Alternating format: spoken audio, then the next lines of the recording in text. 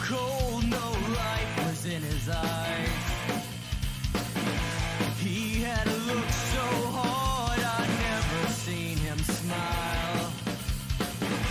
I could have told you then, you'd heard it all before.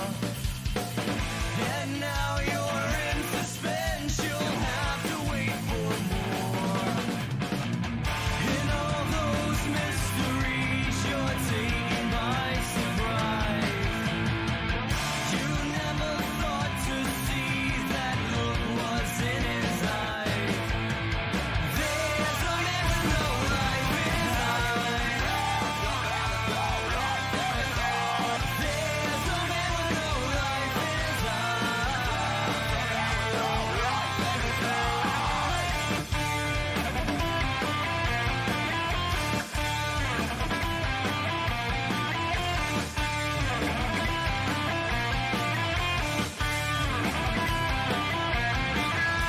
I was the only one who chanced it from the start. There was an evil sense I swallowed to my heart. And as I took the vow, we had it come to mind. There was a winter mist, I dared not look behind. In all those mysteries, you're taken by surprise. You never thought to see that look was in his eyes. There's a man with no life in his eyes. There's a man with no life in his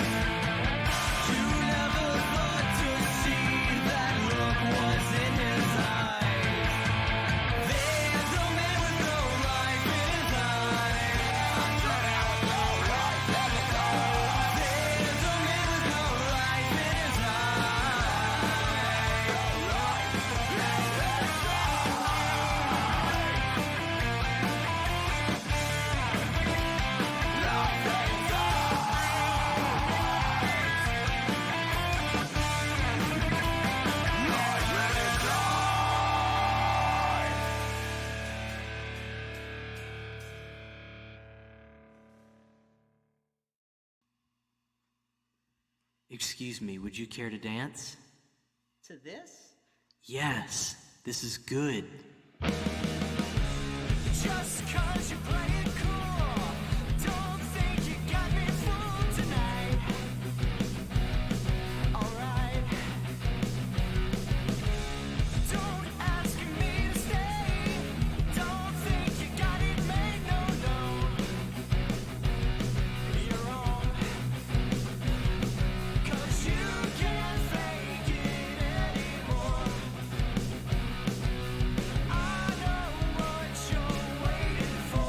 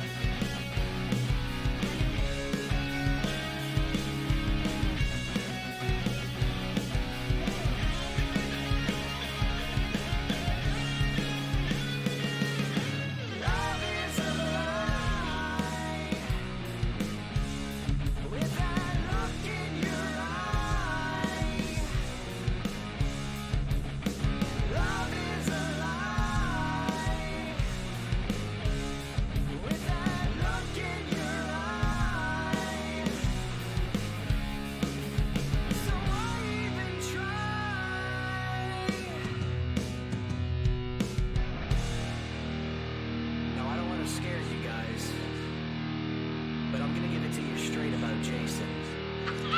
Piz! Hey, Piz! Where's the corkscrew? I can't Piz! stand it.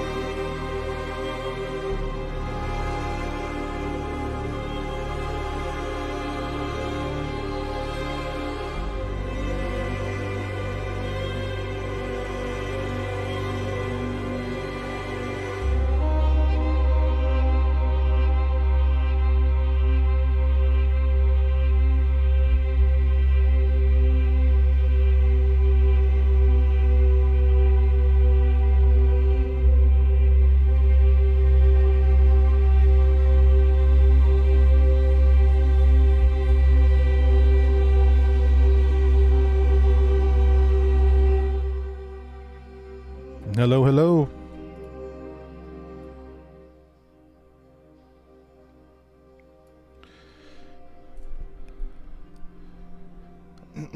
How is everybody? Can you guys hear me?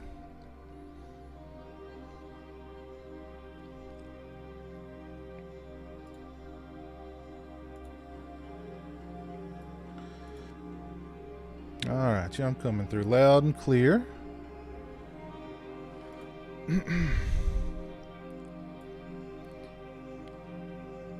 How is everybody tonight?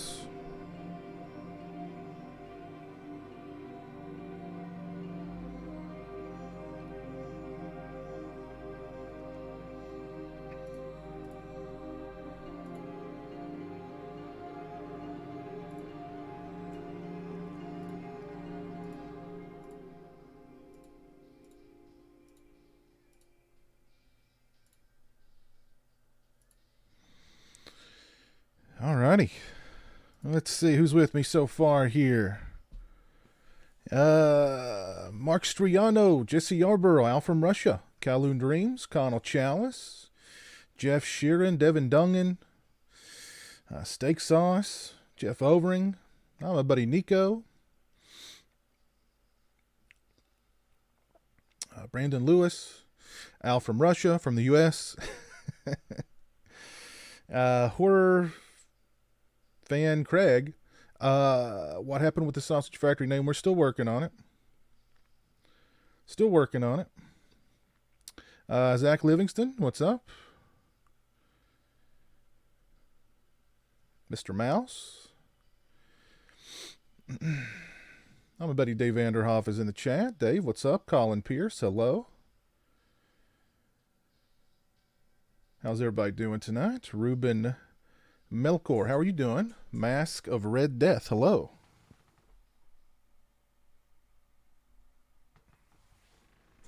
Hope everybody's doing good tonight. Ready to talk about Scream. Hey, Jugadoge over on Twitch. How you doing? Hope you're doing good tonight. Looking forward to 5. Hope it's better than 4. 3 is your favorite of the series. Wow. Leftover pizza's warmed up. Let's do this. I had some leftover pizza a couple hours ago, actually.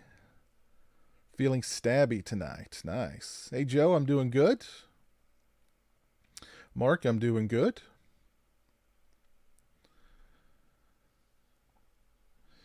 Some Ben & Jerry's chocolate therapy. That sounds good, steak sauce. That sounds very good. Steak Sauce 4 is your favorite of the series. Wow.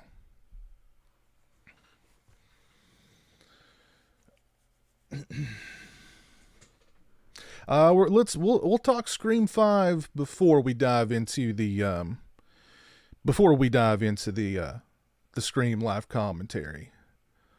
But I mean, what are your guys' thoughts on Scream 5? Are you excited for Scream 5? Do you think it's kind of, I mean, I'm trying to gauge people's excitement for this movie. Because it's hard to kind of gauge people's excitement on social media because everybody seems excited about things on social media. They're either really excited about things on social media or they're really not. There's like no in between. There's no like, meh, you know, well, I'll wait and see. General Hot Batman Pizza Hut, hello. Gabe K. Oakla, what's up? How are you? Brett Walsh, looking forward to it. Al from Russia, hope it's great. Gory, terrifying, scary. Scream 5 has to start off big and off all the old characters in the opening. That's what I'm afraid they're going to do, but I mean, that's what everybody's expecting. That just seems so obvious that they would do that. You know, kind of like, oh, yeah, we're bringing back these old Scream characters who survived 4 previous Screams, but now the killer or killers this time around, they're so killy that not even, they can't survive this killer. They can't survive the first 10 minutes of the movie with this killer. So this killer's just the baddest. You know what I mean? I don't know. I think that's the most obvious thing they could do. And therefore the least exciting thing that they could do. If they're going to bring these characters back, I don't think it's, I don't know. I cannot get excited about Scream 5, but I can't get excited about any remake, reboots, or really like new sequel at all. I know they've confirmed David Arquette is coming back as Dewey. I'm sure Neve Campbell's going to come back. If they're coming back, I'm sure Courtney Cox is coming back. And they'll make up some reason to bring back Stu, Matthew Lillard, in some capacity.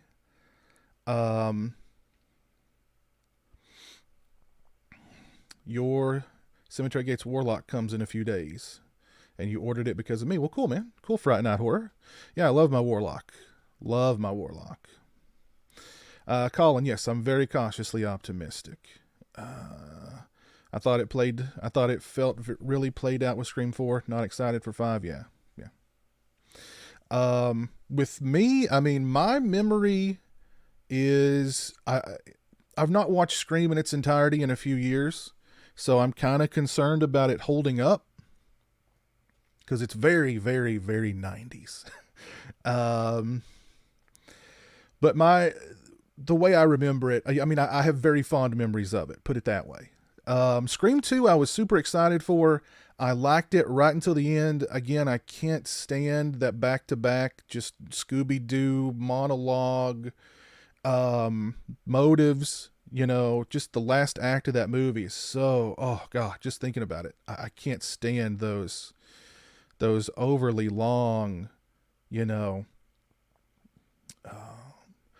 psycho website, classifieds. And then, they go through every step of the process of their motive and what, I can't stand that. I can't stand that in any slasher movie.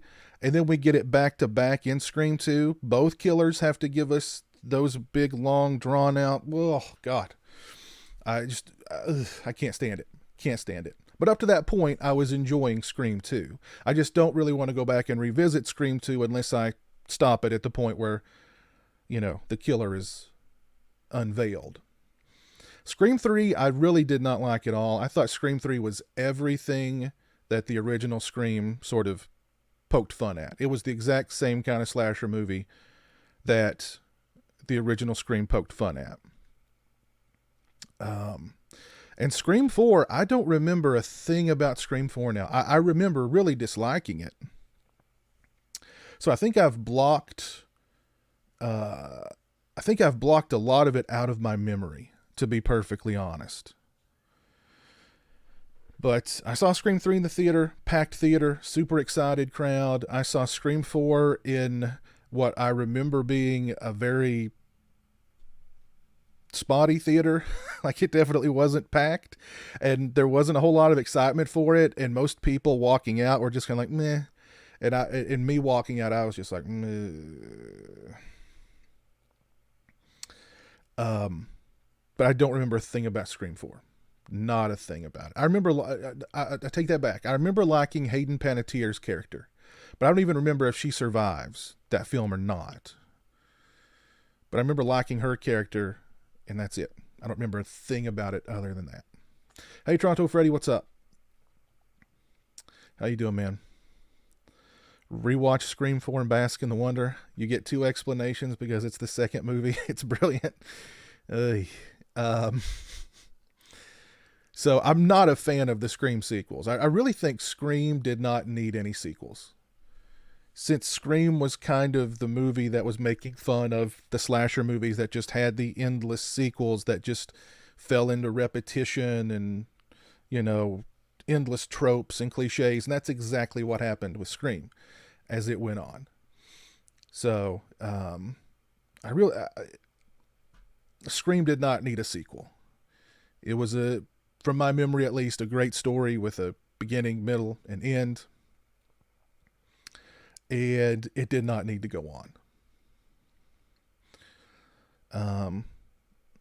So I'm definitely not excited for Scream 5 because I think it's going to be more of the same. I think they'll open the film by killing off whatever the legacy characters they bring back to establish the new Scream killer or killers as like, they're so amazing because they killed off these old legacy characters.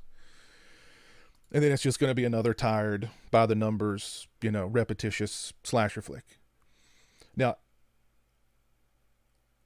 what I hope they do, and I think this would actually make the film kind of interesting, is if they bring back Neve Campbell, David Arquette, Courtney Cox, and Matthew Lillard to play Neve Campbell, Courtney Cox, David Arquette, and Matthew Lillard, as if the new Scream killer or killers are influenced by the movie series Scream. And Scream 5 is a play on the debate over, violence in media, turning people to commit violence in real life. I think that could make Scream 5 definitely a lot more interesting than it's just Scream 5. You know what I mean? It's the 5th movie in the series. I think if they do it that way, they could make it could be really interesting.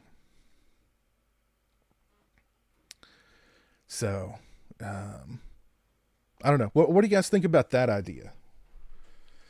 Kind of break down the fourth wall a little bit and talk about, that old debate. Is real life violence influenced by violence in video games, movies, television, yada, yada, yada, yada. But, I don't know. I just don't want to see another, Sounds kind of like Behind the Mask. Sure. Yeah. I mean, take a page out of Behind the Mask. Behind the Mask was great. Take it. If you're going to rip off, hey, do it. Your take on Scream 5 is basically Blair Witch 2. Sure.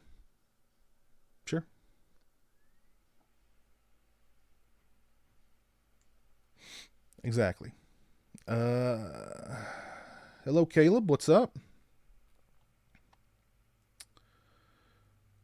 Let's see. What did this series to me is the very definition of the gentrification of the horror genre.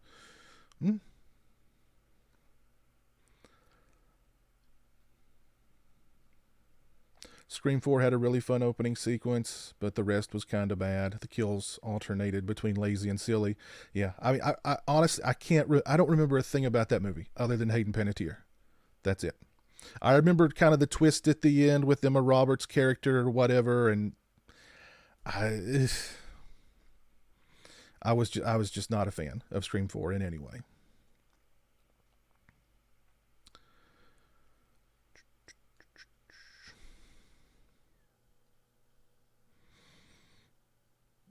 You remember going to Scream 3 and the show before me, some guy shouted who the killer was?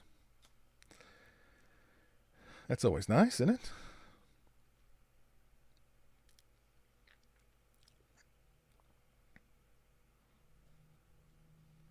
The new Nightmare version of Scream. Sure, yeah.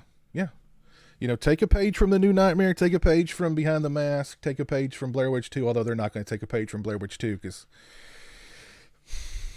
but and I do like Blair Witch 2. I do like Blair Witch 2.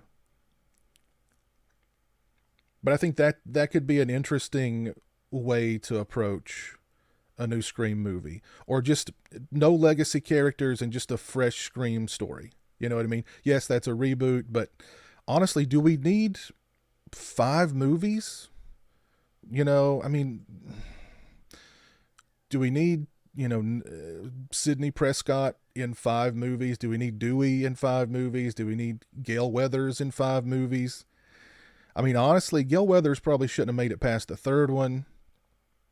Dewey probably shouldn't have made it. But Dewey originally was supposed to die in the 1st one, but everybody liked his character, so I don't know. Matthew Lillard going to kill everyone because he wasn't in Scoop. I don't know. I mean, they can write him back into the movie so easily to be the killer. I mean, it doesn't matter. Look what they did with Michael Myers at the beginning of Halloween Resurrection after he was decapitated at the end of H2O. They can do the exact same crap with him and just, but again, don't, I don't know. I'm getting they bring Neve Campbell back and she will be revealed as the killer in 5. Or you're betting. I don't know what the point of that would be, honestly. We need 7 Sidney Prescott movies. Well, if Scream 5 is successful, I'm sure we'll get Scream 6 and 7 and so on.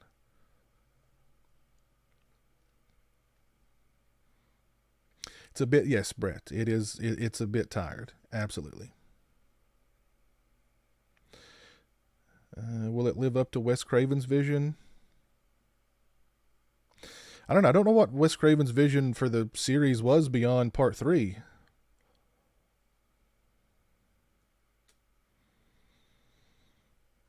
The late 90s slasher wave was probably necessary, but it led to a slew of interchangeable films with not much personality beyond the WB channel model actors cast in each. Yeah, I mean, I agree with that, but if you think back to post-Scream, I mean, Scream was so huge, and it spawned, beyond I Know What You Did Last Summer and like the first Urban Legend, I know there were a lot of, Scream type movies that came out, and there were a ton of them that went straight to video. God, I remember the horror section in the video store that I used to hang out in all the time, post-Scream. There was just a deluge of Scream wannabe, knockoff slasher movies. They all had the same artwork, was very Screamish with like the floating heads and, everybody staring at the camera or staring, with that look of, maybe I'm the killer. But it didn't last. It didn't seem like it lasted long. It seemed like there was, 3 hit movies out of that bunch. And then, by 1998, 1999, it was done. It was dead. You know what I mean?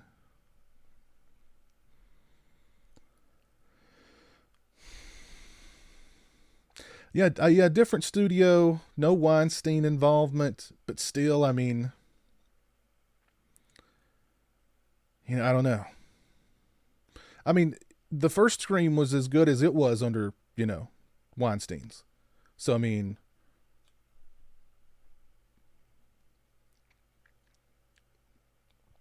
I like Kenny. Yeah, if they're going to bring back these legacy characters, they better bring back Kenny the cameraman. You know what I mean? They better bring him back. Yeah, I agree. I actually like Valentine too. And I think Valentine, I think is probably aged better than a lot of those 90s slasher flicks. Well, Valentine came out in 2000, but I mean it was very much a 90s slasher flick. Rose McGowan commented she wants to return as the twin sister of Tatum in Secret Revenge. I don't think I doubt that'll happen. Cherry Falls. Yeah, I like Cherry Falls, Mr. Gertie. I like that movie. Nick Cave. Yeah, Nick Cave should be happy. Because that Red Right Hand song will be in there somewhere. So, yeah. Oh, Valentine came out in 2001. Jeez. But it still has that, 90s slasher feel to it. I like the remake of Dawn of the Dead.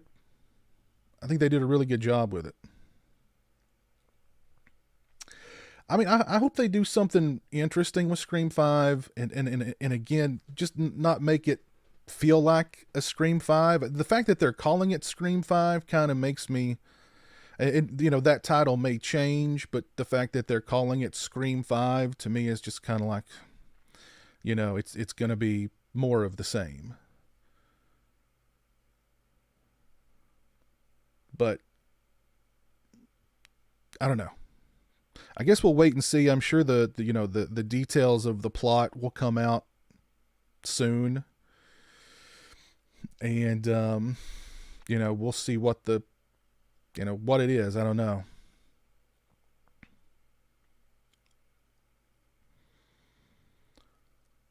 I like Cherry Coke. I love Cherry Coke also. I like to drink Cherry Coke while I watch Cherry Falls. Maybe Valentine could be a future commentary. Yeah, I like Valentine. Let's see, we're past Valentine's Day. That's in February. But yeah, that would be a fun commentary, I think. Oh yeah, the song "The Youth of America." Yeah, it's a good song. There was some good music in Scream, as I recall. Yeah, Dave, that the Don't Fear the Reaper cover by Gus, I thought was good. The Snyder Cut. Yes, I heard about the Snyder Cut. It's happening. It's going to come out soon on HBO Go or something like that. So, I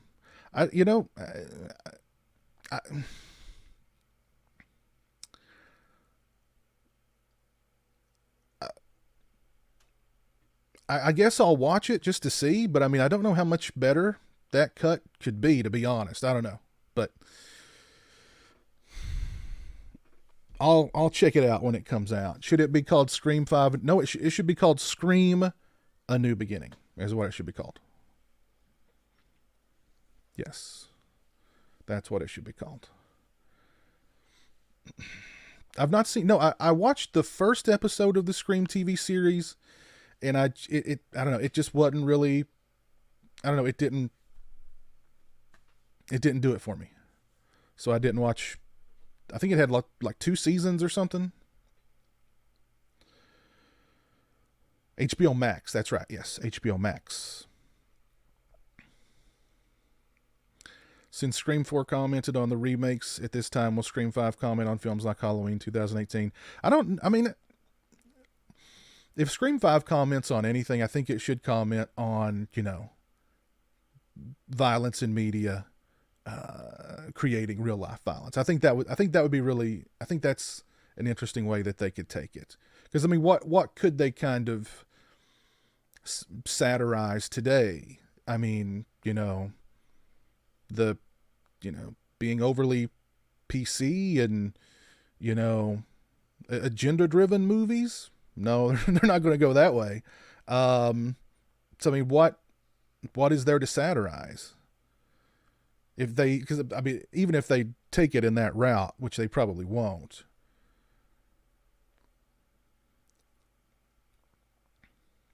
The wave really tapered off in 2003. The 1-2 punches of Cabin Fever and Saw changed the direction of the genre. Yeah. To torture porn. Jeremy's doing good, Jeff. He's doing good.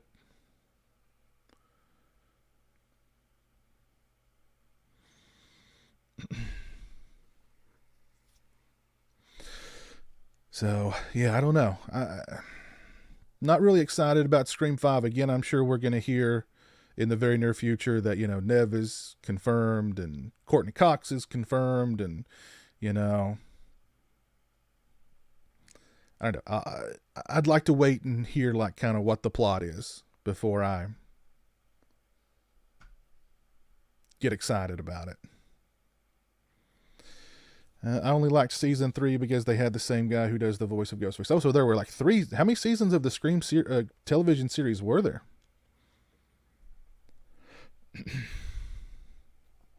I thought there were only like 2.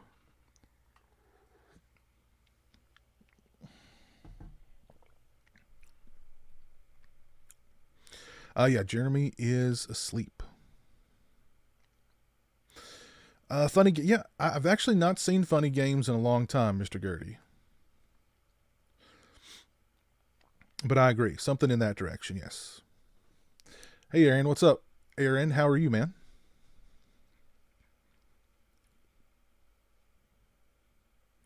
Yes, I have heard about the new Texas Chainsaw Massacre, Jagadosh. Yes, with the elderly Leatherface. I'm curious how that's gonna work out. But I think I prefer that to just another, reboot or whatever.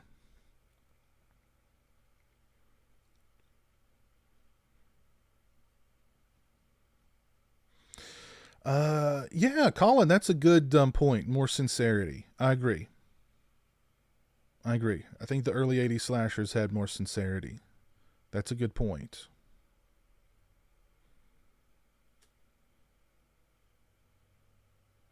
You loved my review of Deadly Games. Yeah, it's out. I think it might be on Prime. Jeff, I think it might be available on Prime. There were 2 on MTV, and then a 3rd season was shelved and eventually aired on VH1 as a miniseries. Okay, all right.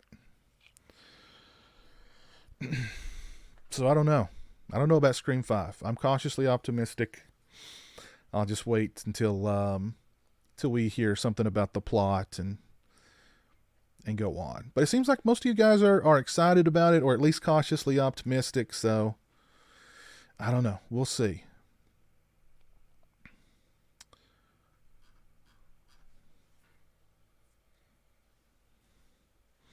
What a night. First this, then Cannibal Apocalypse. Can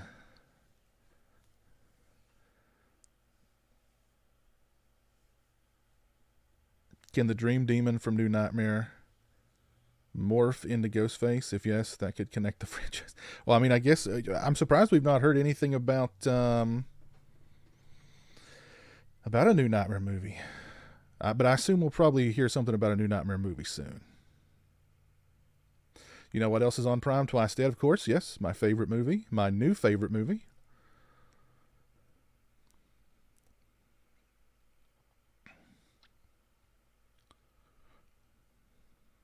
What year did horror truly die?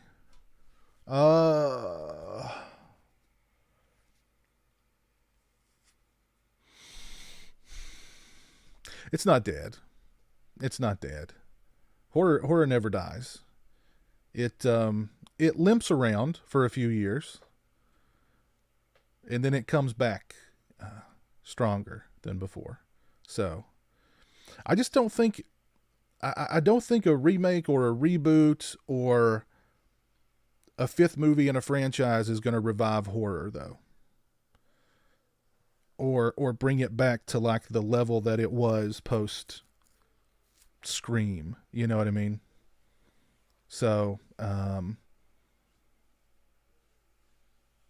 Scream was an original, fresh idea. That's what I think people are,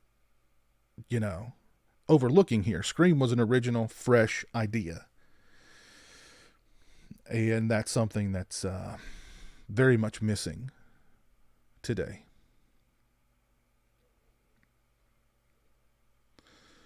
Halloween Kills, you pumped? I wouldn't say I'm pumped. I'm cautiously optimistic. There's not a Scream Collector's Edition out there. Actually, when I went back to my collection, I discovered that I had 2 different Scream Blu-ray sets. I had this 5-film set, which this is actually part 1 that I've got in my Blu-ray player, and I've got this set also, which this is of course Miramax and Lionsgate. This one is Miramax, the Weinstein Company, and Alliance. And I think this may be, I don't know where this release is, not like a US release, or it's US and something else. I don't even remember where I got this one at. So, but there's no, and these releases are I know this release is at least pretty old.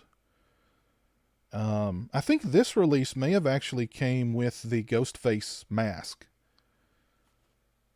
from a few years ago.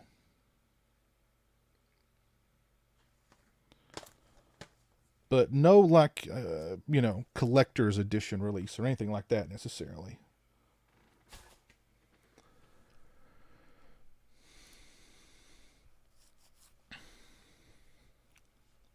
If A24 isn't starting a new wave, I don't think we deserve a new wave. Yeah, A24 is, I was talking about A24 the other day. When I was streaming with Jeremy the other day, that I'm excited for the stuff that they release, because they release original stuff. You know what I mean?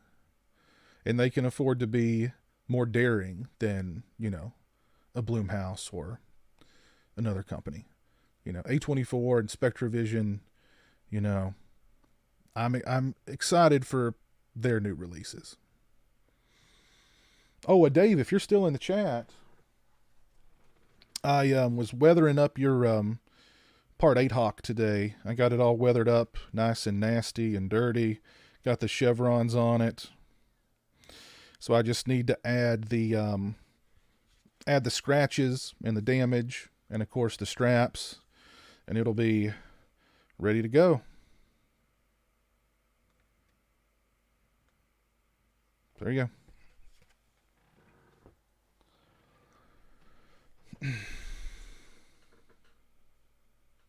Actually, this one has a separate disc that just has extras on it.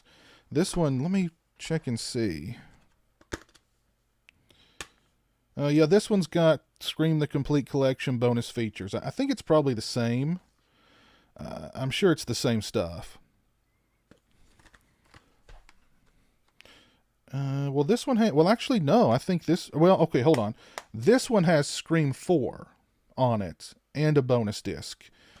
This one just has Scream 3 on it and 2 bonus discs. This one has Still Screaming, the Ultimate Scary Movie Retrospective, and Scream the Inside Story on it. So this one with Scream 4 has a bonus disc that is the Complete Scream Collection bonus feature documentary. So I guess it's both the documentaries. Yes, Still Screaming and Scream the Inside Story. So yeah. The only difference is this one has Scream 4. Now, I was checking the runtime on these to see if there were different runtimes, because I know that there's different, depending on what release of Scream you got, there's minor differences with each one. Some scenes are a little longer. There's added little scenes here and there. So I don't... but both of these, Scream 1 is the same runtime, so... I don't know. We'll see here shortly.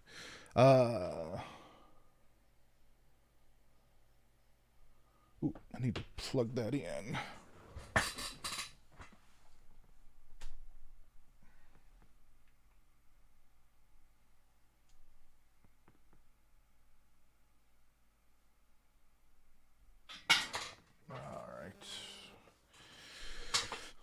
Is anybody, you guys going to be watching along with me? Is it because I've got my Blu-ray of Scream queued up at the, it's on the main menu with my cursor hovering over Play Movie. So if you guys are going to watch along with me, I will give you guys a couple of minutes, and then we'll start the live commentary. But any other thoughts on Scream 5?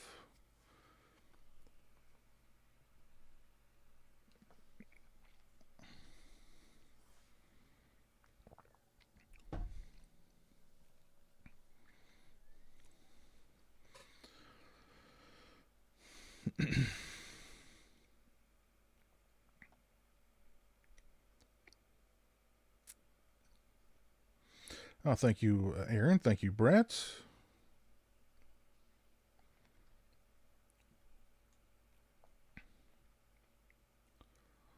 Yeah, A24 wouldn't get Freddy. That'll stay with New Line and Warner Brothers for sure.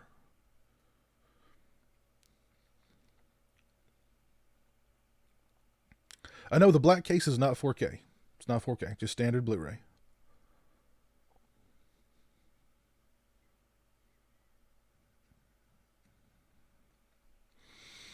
Dave, you've got yours queued up. Cool. Apparently, Hammer are restarting their Dracula and Frankenstein series in 2021. Oh. Yeah, that'll be a tall order. And speaking of, reboots, I mean, God, how many Dracula movies have we got? Goodness gracious.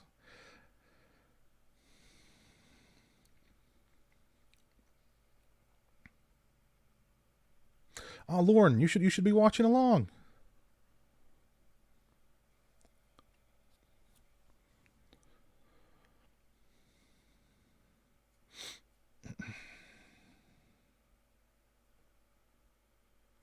If open, am I going to watch 5 at the theater? I don't know. It depends. It just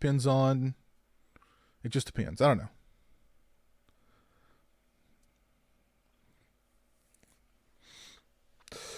You're watching Scream If I Know What You Did Last Summer.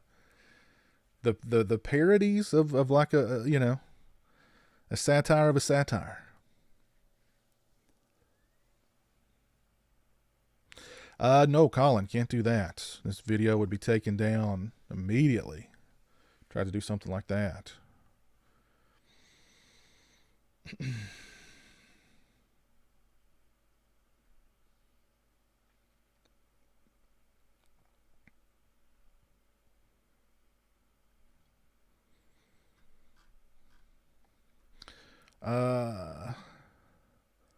Lots of mentions of the Ice Cream Man.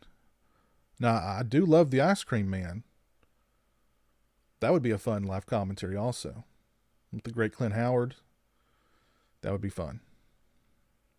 Open or not, I'm watching Scream 5 in the theater. Even if you've got to break in.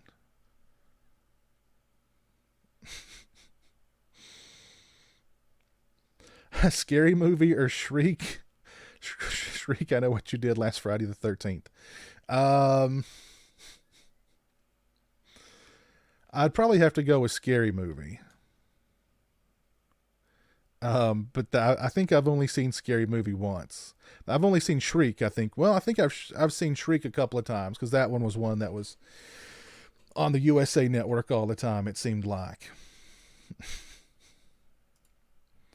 Oh, Lordy. Let's see, we've got 67 people watching on YouTube. If you've not dropped a like on the stream, I would definitely appreciate it. We've got 28 likes. Thank you, guys. And we've got 3 people watching over on Twitch. Thank you guys for tuning in over on Twitch.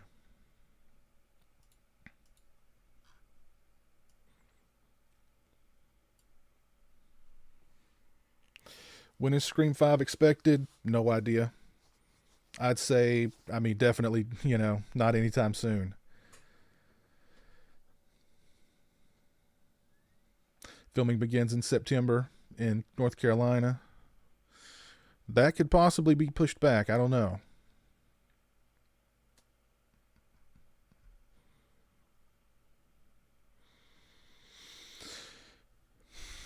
Christian, what's up, man? How are you doing?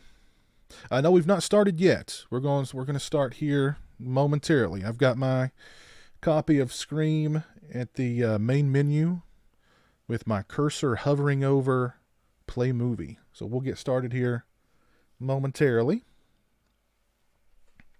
But yeah, your interview with Lee was great, man.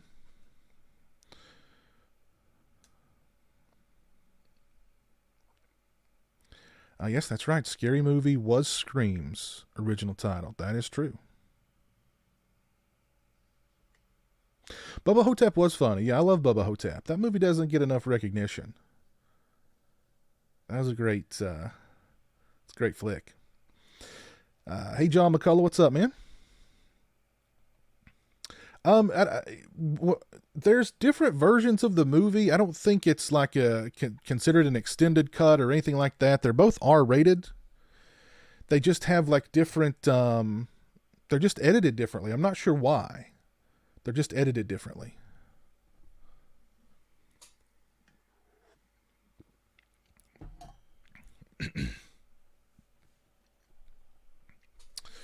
I have not seen Fantasy Island, Zach. I have really no desire to watch Fantasy Island.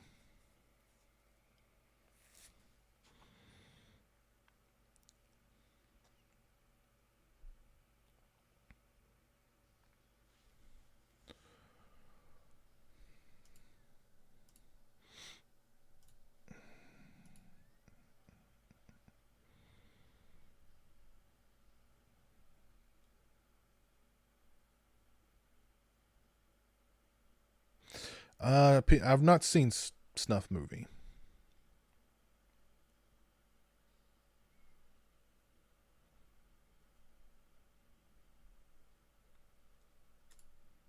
So you guys ready to go? Are you queued up and ready to step into Woodsboro?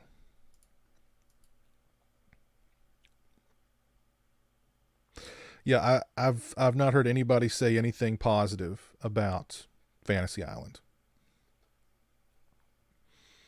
So I've got I've got no desire to watch it.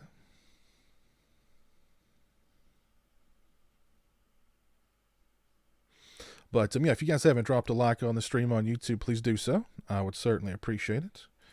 And let's get things started here. Let's get the party started.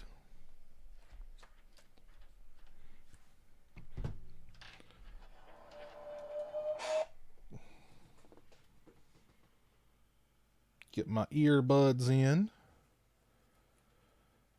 All right, everybody's ready. Jason Neal, what's up, man? How are you doing? All right, I'm going to count down from 3, and then I'm going to press play movie.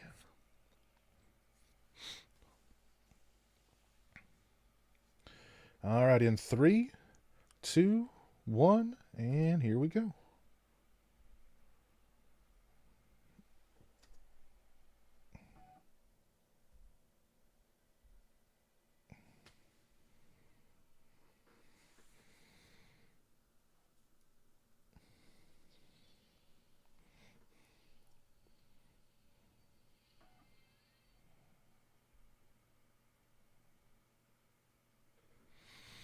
All right. The opening scene is too long? No, not at all. I think the opening scene is perfect in this film.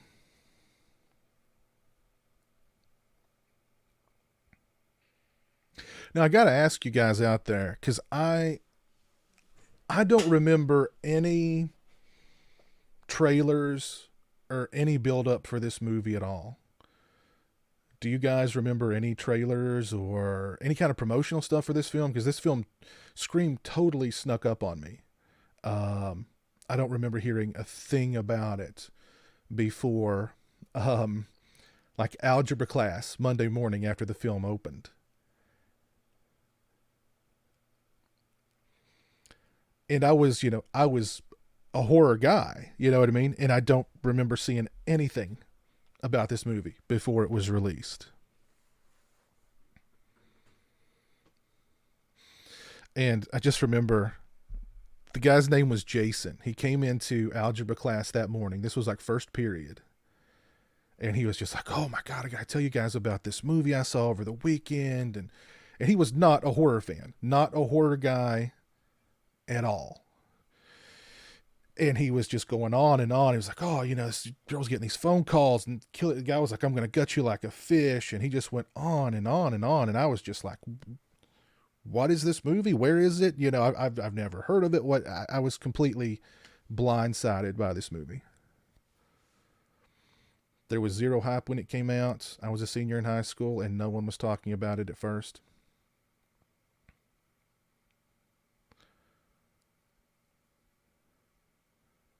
But yeah, I don't remember seeing any trailers for it on TV or anything. But this guy just, I mean, he hyped it up for me. And after, I mean, I was so hyped up to find out more about this movie.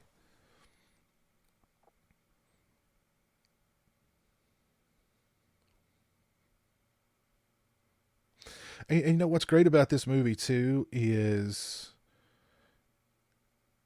you know, the internet was around, but it was very much in its infancy, and people didn't have, you know, the access to it, of course, that they do today. So people watching this movie, they see Drew Barrymore, you know, a movie star, you know, at the very beginning, they're definitely not thinking Drew Barrymore is going to get killed in the first 15 minutes of this movie. So, I mean, I think that was really good casting on their part, because it was Drew Barrymore's idea to play this part. They wanted Drew Barrymore to play Sydney. And she said, no, I want to play this character. And so, I mean, Drew Barrymore to thank for this opening. Well, for making this opening sequence as good as it is.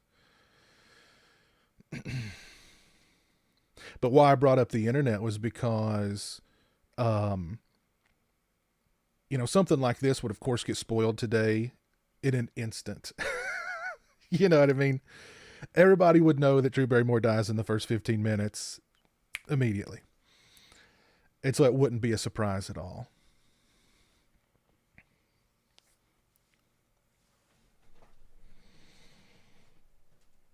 You vaguely remember ads on TV for at least the sequels? Yeah, I remember ads on TV for the sequels, absolutely, but nothing for this movie.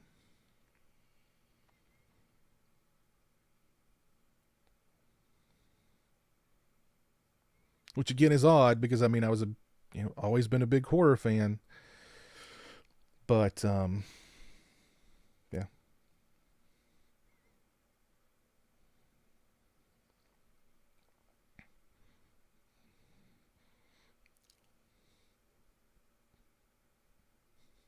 And of course, this was a little, you know, there was caller ID around this time, but prank phone calls were, well, I mean, this isn't a prank phone call, but, you know, threatening phone calls seemed a little more threatening back in the day. And you guys, I'm sure, I certainly did. I'm sure most of you guys did as well. After this movie came out, you prank called a friend and you went, do you like scary movies? Are you alone in the house? You can get this Reggie the Reckless t-shirt off of the guy's website. He sells them on his website.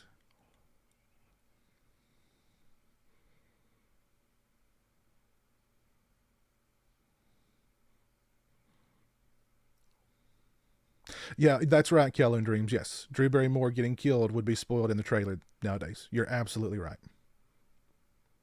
Yeah. Yeah. You're right on about that.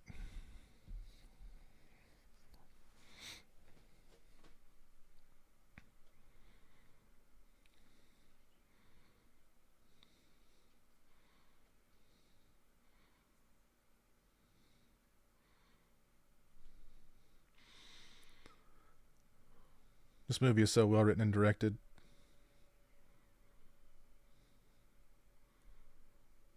You know, this was, and for those of you who may not have been around during this time, you know, the name Wes Craven did not have the weight to it, you know, that it did.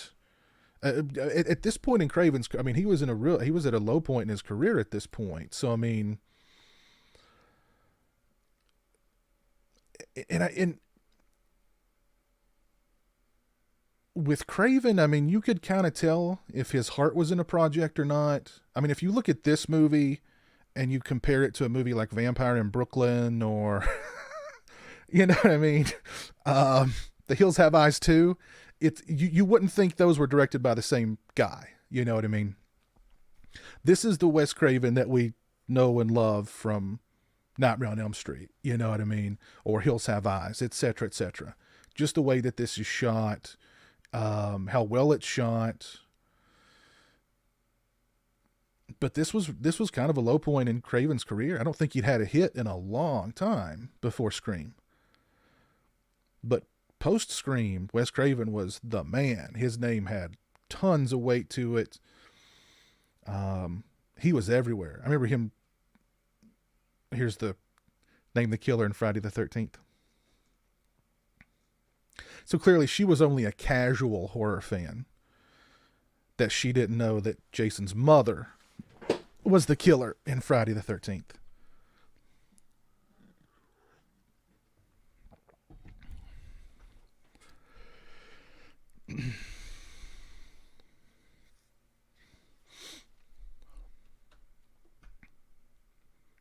So let's see how gory this gutting is of Steve.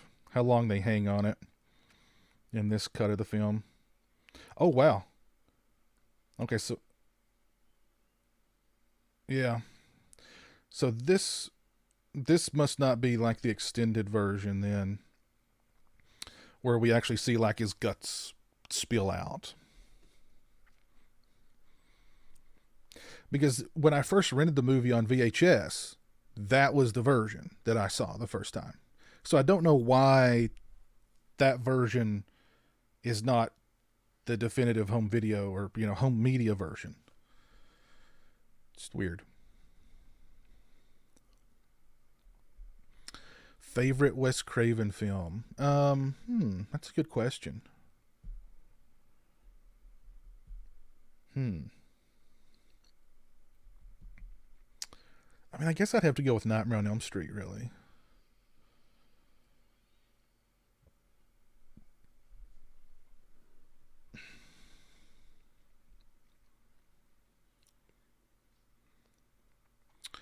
I don't remember New Nightmare being very successful. And I don't remember even really horror fans liking New Nightmare back in the day.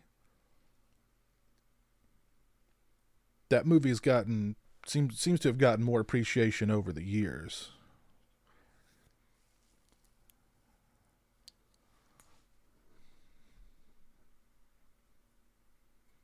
You saw Vampire in Brooklyn in the theater. You're still petitioning for your refund.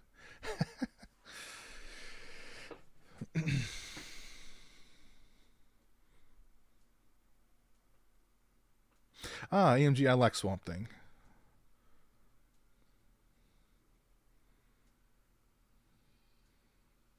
Now, do you guys remember pre-Scream, the ghost face mask and outfit? This thing right here. I saw those in Walmart for like $1. The mask was like $1. It was the cheapo. It was just super cheap. After Scream, that same mask, the same outfit, $20. So whoever made these masks, they made out like bandits after Scream too. But seriously, I remember seeing the mask in Walmart before Scream came out during Halloween and it being like $1.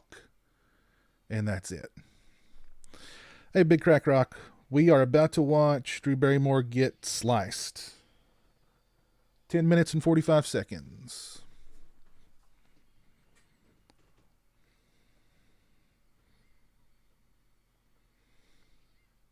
So, I mean, people in the theater watching this part had to have gasped, like, oh my God. He just stabbed Drew Barrymore. And then, like, you know, he stabs her in the throat, and the people can be like, no, wait, no, she can't die. You can't kill Drew Barrymore in the opening of this movie. It was by fluke that Wes found the Father Death costume for Scream. While location scouting, a guy had the costume in his room. It struck something in Wes, and Ghostface was born. Yeah.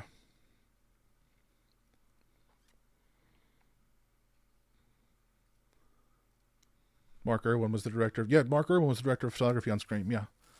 Very talented director of photography. It's great. This is a great looking movie. There's no doubt about that.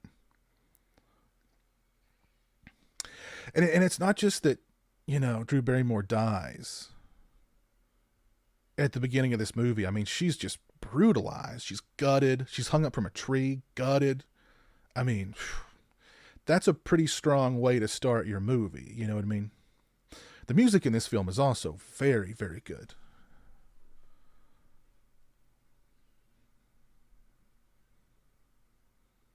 Drew Barrymore was at a low point in her career as well. Yeah, but, I mean, it was still Drew Barrymore. It was the most recognizable name in this movie, as far as, you know, acting was concerned. So, I mean, to kill her off in the way they killed her off in the beginning, yikes. Mr. McNuggets over on Twitch. What's up, man? Red Right Hand by Nick Cave was placed perfectly in this. Yes, absolutely.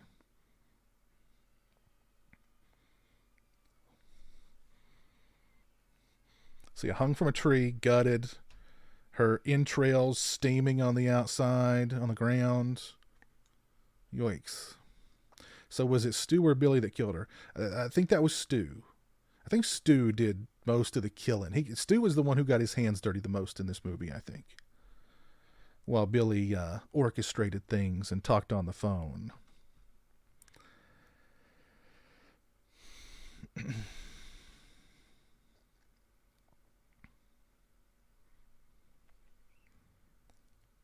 What is Drew doing nowadays? She's a mother now. I think she's got at least one kid, maybe two at this point. So, I mean, she's a mama.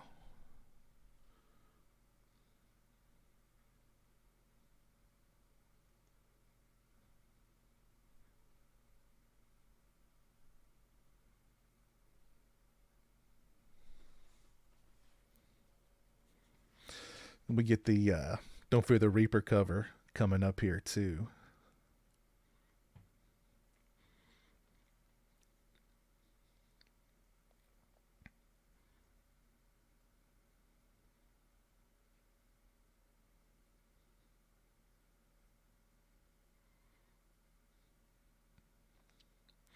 Man, I've not seen this in years.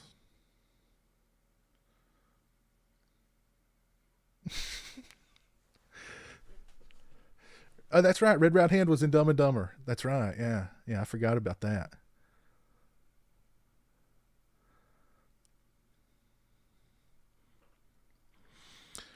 This came at a perfect time for me.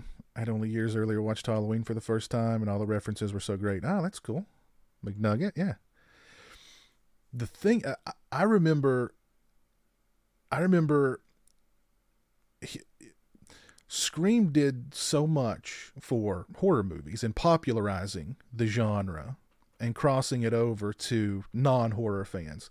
I remember I was talking to a friend of mine, like the year before Scream came out, talking to him about Halloween 6. I went to the movie theater with a couple of my buddies to watch Halloween 6.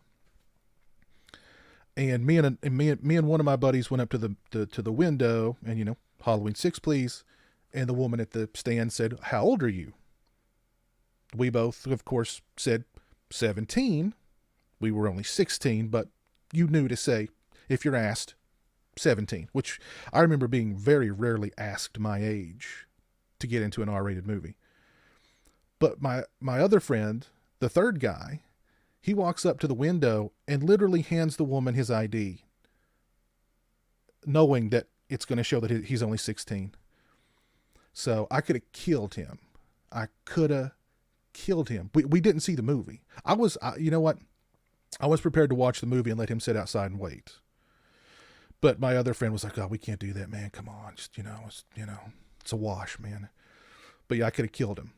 So I was telling my another buddy about this during school. I don't remember what class it was, but he looked at me and he just gave me this really, he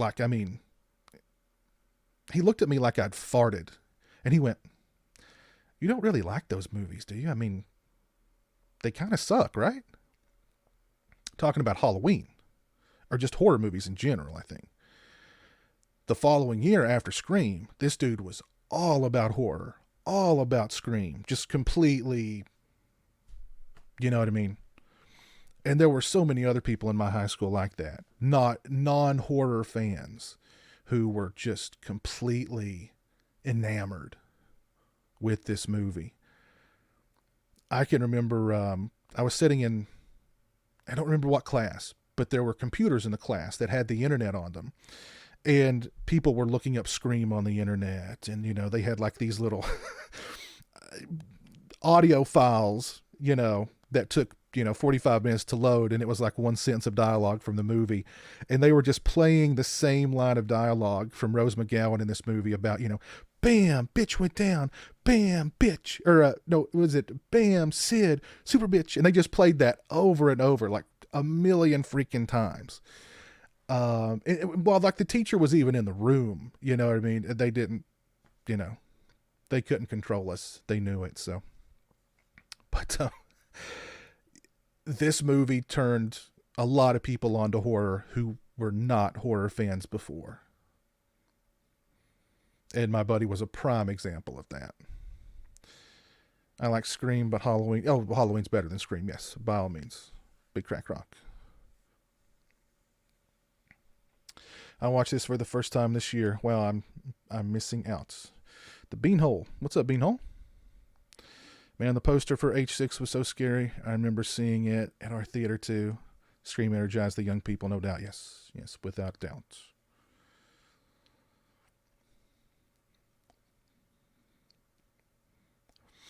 I watched this with my mom and grandparents in the summer of 97, and I was scared to the point that I didn't want to go to the bathroom upstairs by myself. Wow. I have a friend who played as an extra and met Drew and had nothing but good things to say about her. Well, that's cool. And to think Roman was behind it all, no.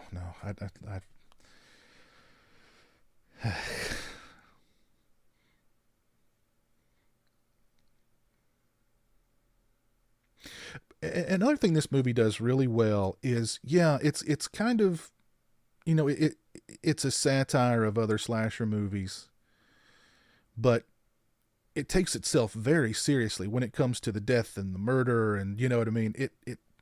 This movie takes itself very seriously.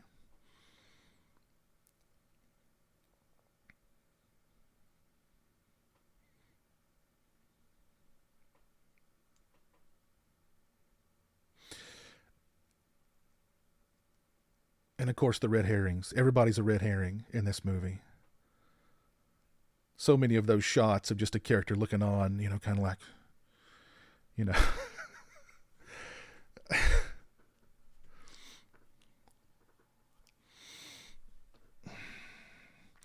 Watching this, I hear some score cues that was brought in for Halloween H2O. Yes. What's funny is Scream was very inspired by Halloween, yet Halloween H2O was pretty much, Scream. It was very much inspired by Scream. And Halloween H2O is not aged well. It takes a man to do something like that.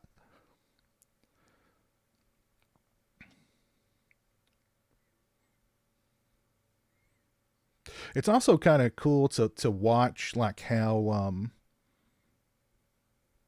Stu and Billy kind of interact with each other. Because there's moments in the film where they kind of look at each other like, like during this scene, and there's a scene in the video store later on where they kind of give each other the, So watching the movie, knowing the ending, it's kind of interesting to pay attention to those things.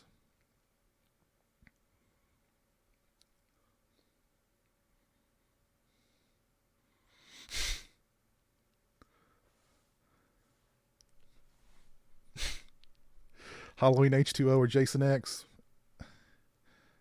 I don't know. They're both toward the bottom of my lists of they're both toward the bottom when it comes to those franchises. If you listen closely when Ghostface was asking Casey the Halloween question, you can hear a slight Halloween piano riff in the score. Oh, that's cool. Was Billy a textbook psychopath or just upset his mom left? Yes, I think he was just upset. He was butthurt that his mom left. Now, Stu is just completely psycho because Stu's just in it for the killing. You know what I mean? Or you could say, Stu is just, the classic, follower type guy. You tell him to do whatever and he does it. But still, I mean, that's a stretch. But yeah, he's the psycho. That's for sure. He did a good job capturing that he could be anywhere feeling of Halloween 2. That's true. Yes. The wide shots. Yes. Very true, Andrew. Very true.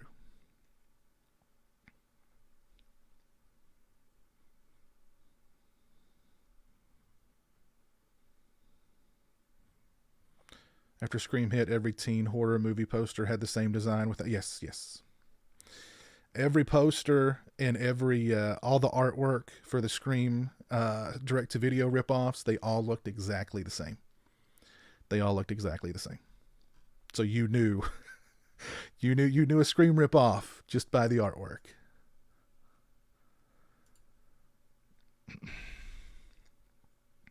But Andrew, what are you up to, man? How are you doing?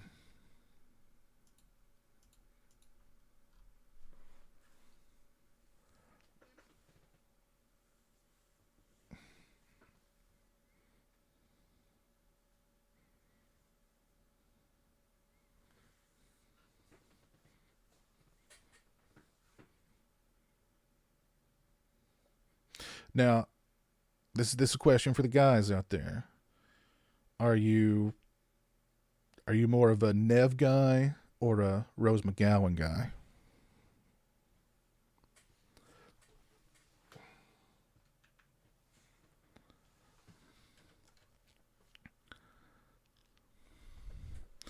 Hanging in, stir crazy as all get out. Are they starting to reopen everything up in you're in Ohio, right, Andrew? Are they starting to reopen everything up there? Because they started reopening a lot of things here today.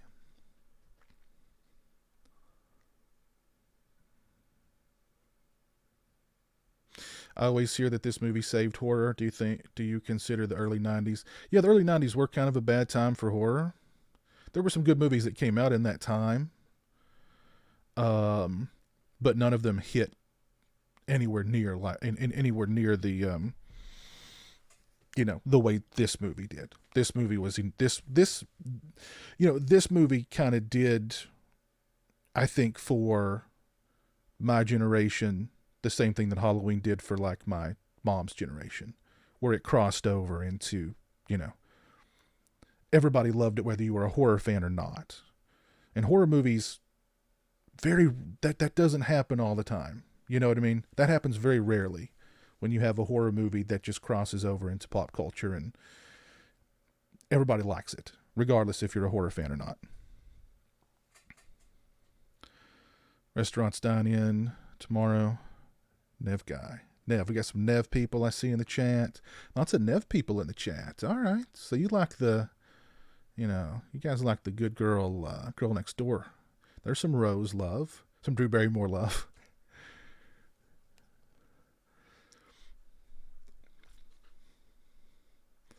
Brad Frazier. What's up, Brad? How are you doing?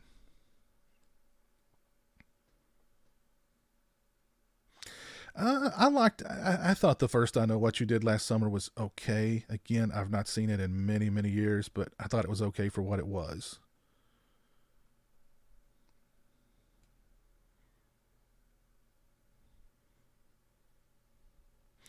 I'd have said Nev back when this came out, but you've switched teams now. Oh, okay. Big Crack Rock on Team McGowan.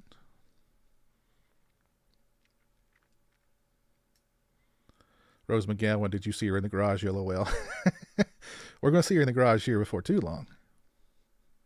I think it must have been very cold in that garage. Put it that way. Very cold. Ah, Nev's from your province, Toronto Freddy. Very cool. To bring back Jamie Kennedy in Scream 5, is it possible? If they bring him back as Jamie Kennedy in, the way that I think that they should do Scream 5, yes, they could.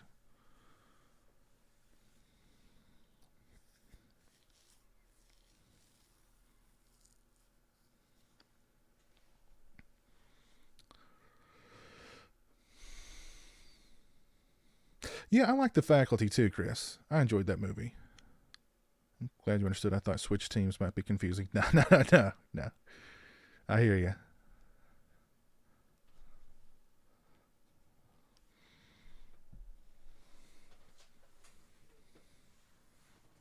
I always thought that it was weird that they went after Nev's character second. I mean, it works in the confines of the movie, but if these two were really planning it out, and Nev was, you'd think they would want to save her for last and go for Rose McGowan's character first. But I don't know. It's always kind of confused me why they decided to go for her so early. Or maybe they wanted her to get away. I don't think so, but that's just something that's always kind of struck me as odd. But in the confines of the plot, it works. Just thinking about it doesn't quite make sense.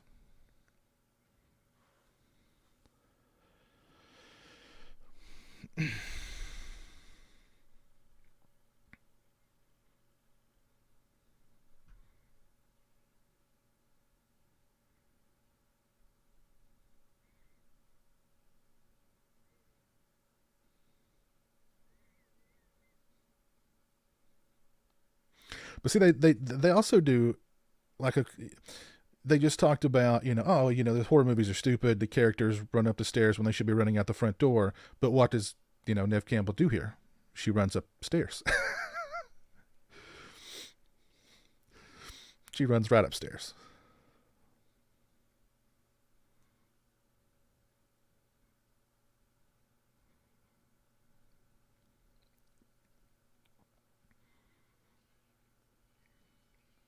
Also, Ghostface has to be the clumsiest killer in slasher movie history.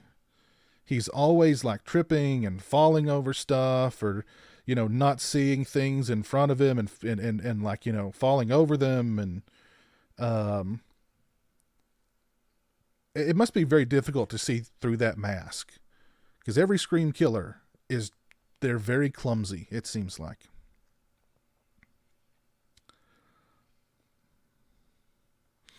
Casey McMullen, what's up? How's everything going up in Utah? You saw the movie for the first time when you were in 9th grade. You rented it and had a party. You had the mask, and while they were watching it, I burst in with it on. LOL. That's funny. Hello, Kindle.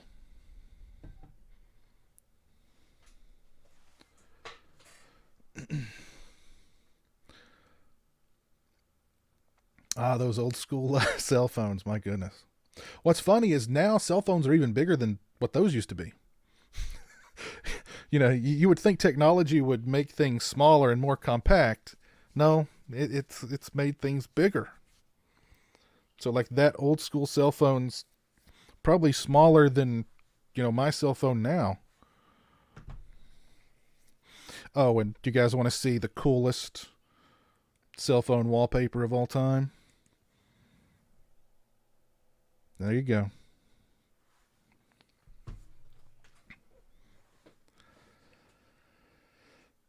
Usually it's the victim that falls. Yeah, no, the victims The victims in these movies are surprisingly fleet of foot. It's the killers who are pretty, pretty clumsy. But could you imagine, like, Billy and Stu behind the scenes, like in Billy's basement or Stu's basement, going, "Gosh, why did you pick this outfit? This mask, I can barely see out of it. I'm constantly falling over myself and tripping." Gonna host a live commentary for Scream 2, 3, and 4? No. Nope.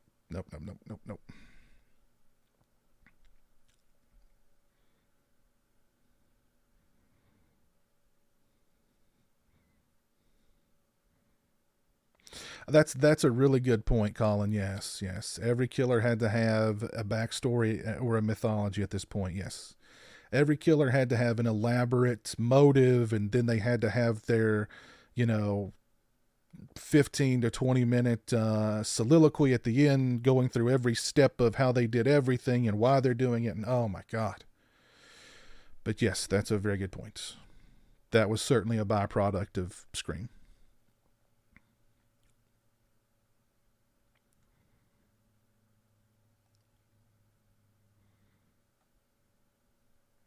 The Scream films don't seem to have the replay fan base of Friday the 13th films, despite being more mainstream.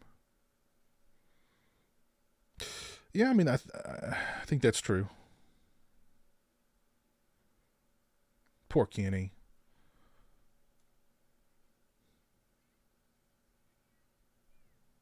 Poor Kenny the cameraman, The acting talent in this movie is great. Henry Winkler, yes, Henry Winkler. Yes, the great Henry Winkler. Got the Reggie theme going.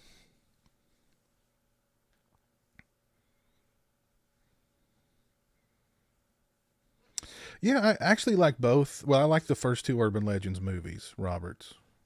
I actually like both of them. I've not seen the third. I've not seen the third I Know What You Did Last Summer movie either.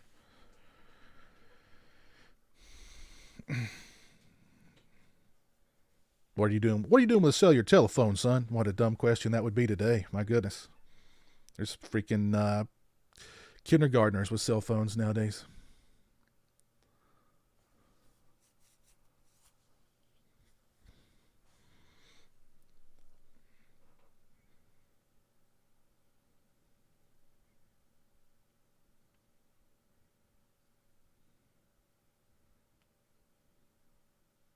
Did anybody see that series that Skeet Ulrich was in, Jericho? I thought that was a pretty good series. It's like a gory, exactly, Andrew. It's like a gory long episode of Scooby-Doo. Dewey is Shaggy, exactly.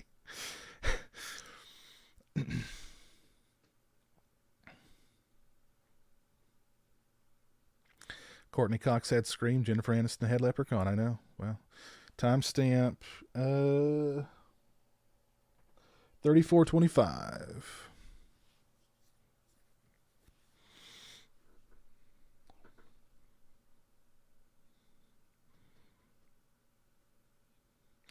Can't seem to find that specific shirt.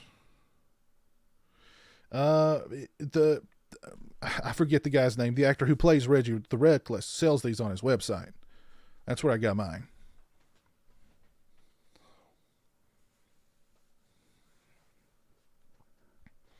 Live commentary on Killer Clowns from Outer Space. That might be fun at some point.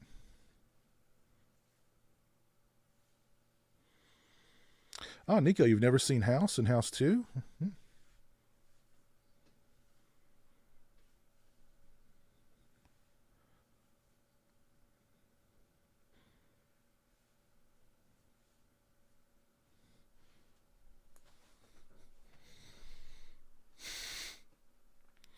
Blood Quantum. No, I've not seen Blood Quantum. I've not heard of it.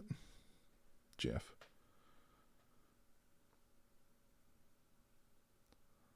Yes, I remember Briscoe County Jr. with Bruce Campbell.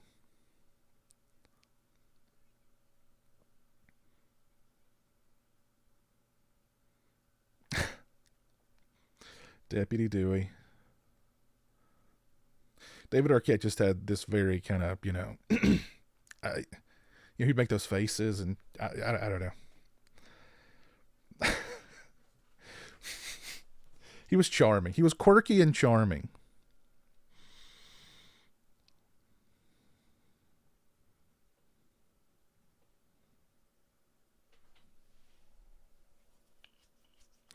No, my store on TeePublic, it has a lot of different people's designs in it. Like if I see a cool shirt, I can just add it to my TeePublic store.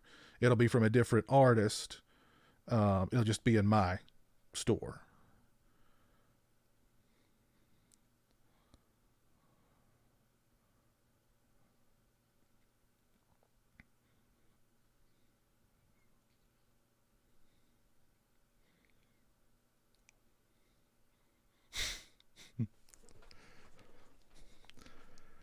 Here we go. Bam! Bitch went down. Lordy.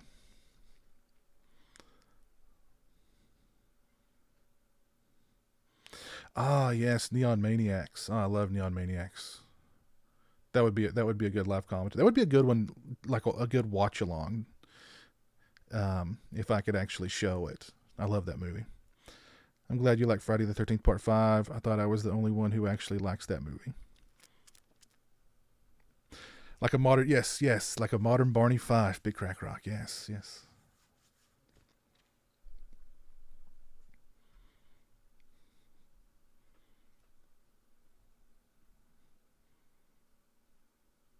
Do I think Scream Factory will get the Scream movies and release new Blu-rays of them? No, probably not. But we'll probably get a new Blu-ray set when Scream 5 comes out.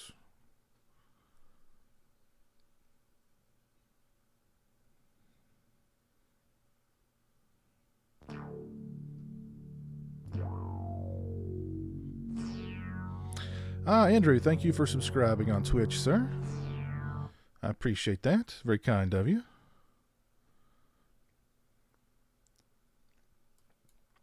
Does anybody subscribe to the theory that there was a third killer in this film? For a long time, there was a conspiracy theory that Dewey was the third killer. People swore up and down. I forget some of the, people like, oh, I can prove it. If you watch this scene, you'll see Dewey, make a face, or he grins at, it's like a.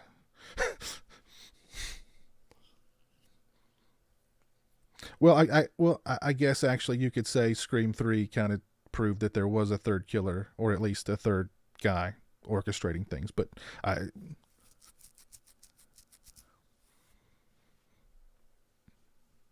I like to just think that there's only Scream, and all the other movies are just bad dreams that didn't really happen. Roth Sathi, hello, how are you?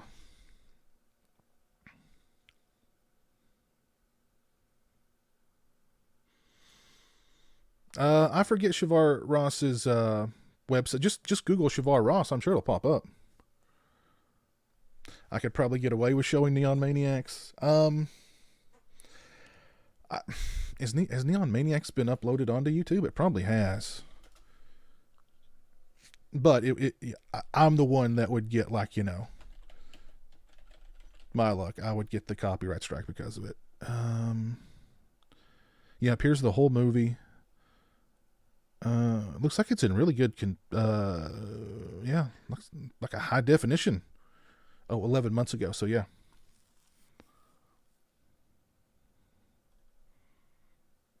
So it's at least been uploaded once.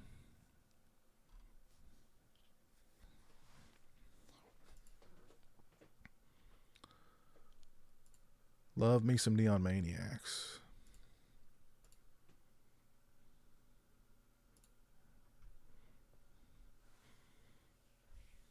But thank you again for that Twitch sub, Andrew.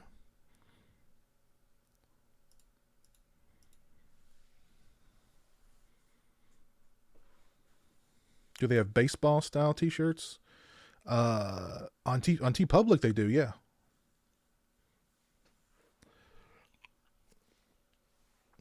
You just got the Halloween 2 Ultimate Michael Myers figure. That's a cool figure. Yellow Yoda. Yes, Roman. That was Roman was Sidney's long lost brother, according to Scream 3.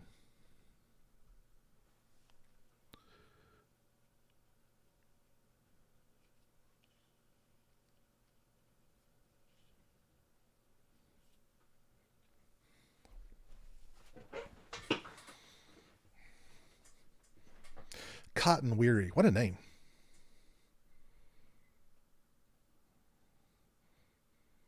Cotton murdered my mother. That just sounds weird. Cotton.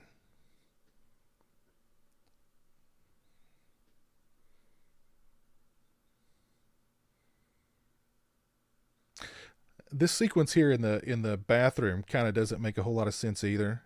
It does a good job of like establishing that, the killer's everywhere, even hanging out in the girls', bathroom waiting for Sidney. So if he'll hang out in the girls' bathroom in full on Ghostface attire, he's going to be anywhere waiting for Sidney. Yes, I have used Tubi, Aaron. I've watched a few movies courtesy of Tubi.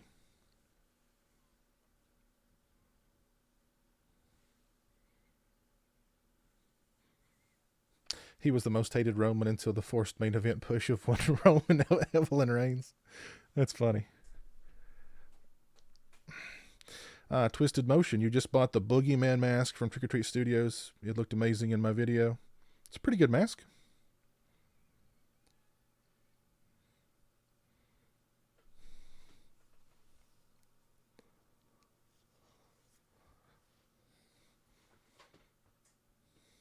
Matthew Lillard's a good director too. He directed a really good movie called what was it called? Fat Kid Rules the World or something like that. It was really good. If you guys haven't seen that, look it up. Matthew Lillard's also super nice to people at conventions. He was at a convention I was at a couple of years ago. I didn't see him. I didn't meet him or anything, but he was super just so nice to everybody. Like I passed by him a few times and, just super nice and like active and, it was just Skeet Ulrich was also there and, he was far more laid back, put it that way. Lillard was like up and, talking to everybody and, being very personable. And, I was like, wasn't Skeet Ulrich here too? And like, I looked over and Skeet Ulrich was sitting at his table like,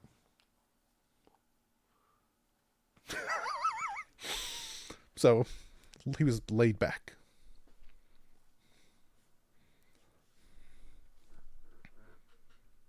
Oh, and also one really nice thing that Lillard does at conventions is anybody who's disabled, they go straight to the front of the line.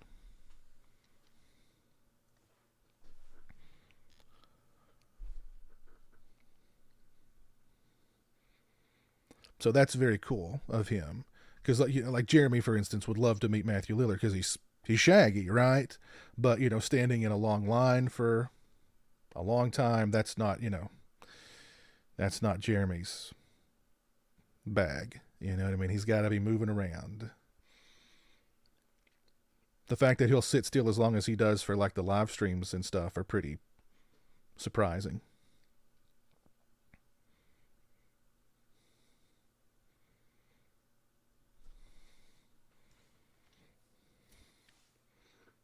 And this is some good foreshadowing here. You've got the two students with the, that did the prank.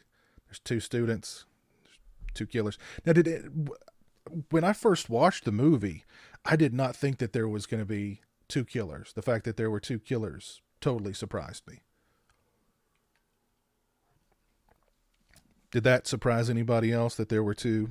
I always just thought there was going to be, just the standard, just one guy.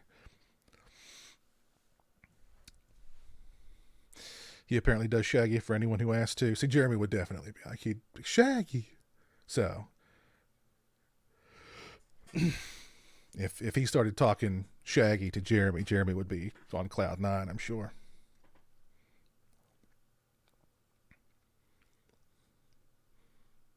You've never seen any of the Scream movies, Yellow Yoda?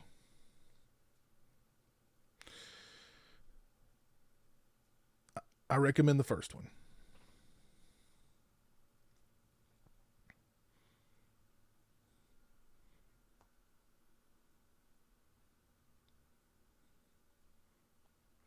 So was the original trilogy planned like the Star Wars prequels are pieced together? No, according to Craven and Kevin Williamson, it was intended to be a trilogy. I don't believe that, though. I don't believe that. Because I don't believe it. I don't believe it. Of course, Williamson wrote Scream 2, but now when it came to Scream 3, he did not write Scream 3.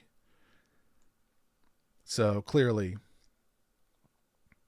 I think he may have given notes to the writer of Scream 3, but he did not write Scream 3.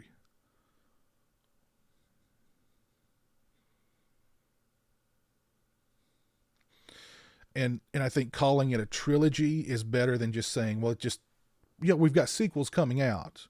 That, it's just a trilogy. That sounds better than, we're going to do sequels, we're going to have more of these things.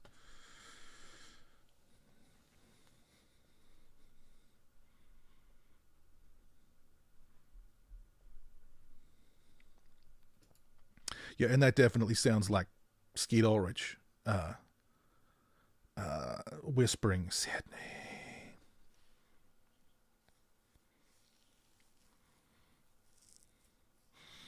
Did the Predator autism subplot piss off Jeremy? No. Jeremy didn't see the Predator. It didn't necessarily piss me off. I just thought it was kind of,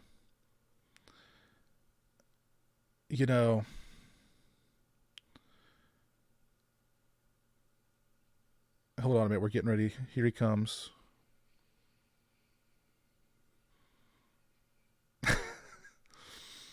That was a gutsy move on Billy's part, I think, just hanging out in the girls' bathroom. Of course, I mean, if he was busted, he could just be like, oh, I was just playing a prank, So, but no, I think what kind of got under my skin about how they treated autism in the Predator is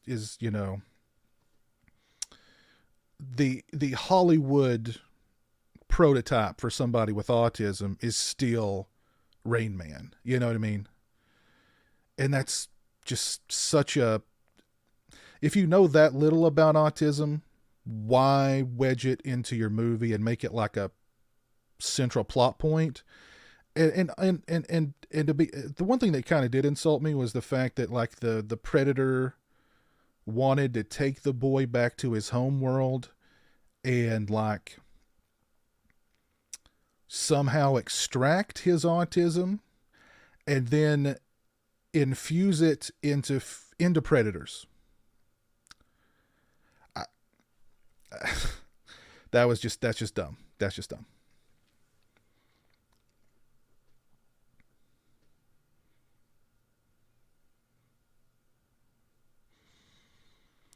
Yes, Aaron Kruger did write Scream 3.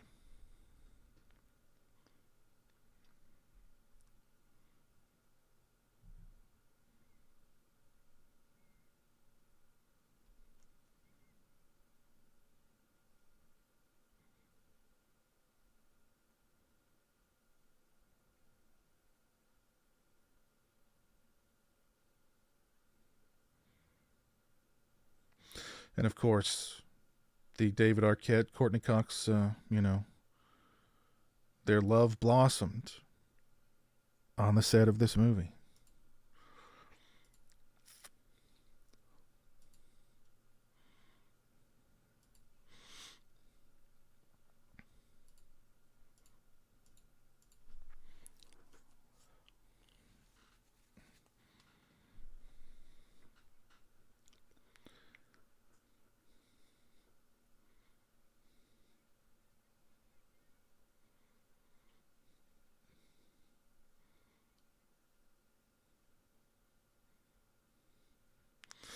The Saw movies got so messed up. Yeah, not a big fan of the Saw movies.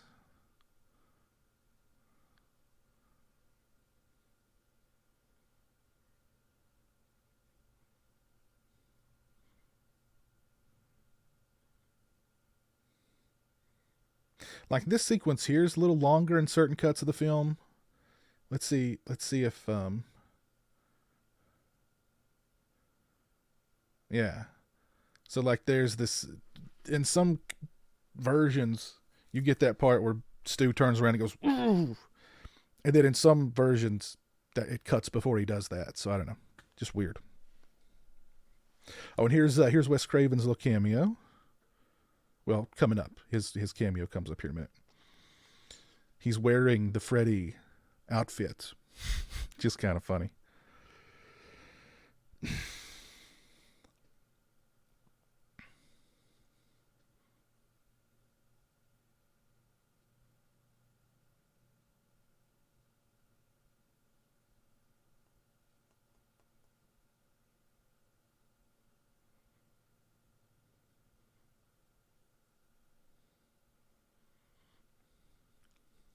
Their love bloomed, blossomed, and withered away over the course of the franchise. That's true. It's Wes Craven. Not you, Fred. What'd you call me?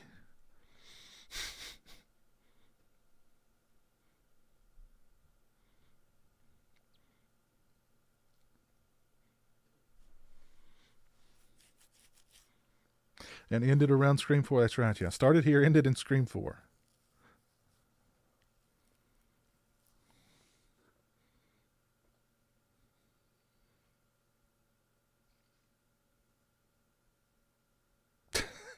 That's the second time Henry Winkler's character is scared by his own shadow.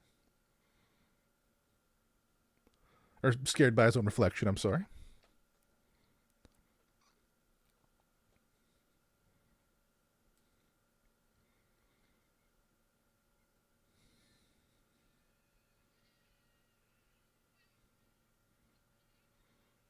And so long to the Fonz, man.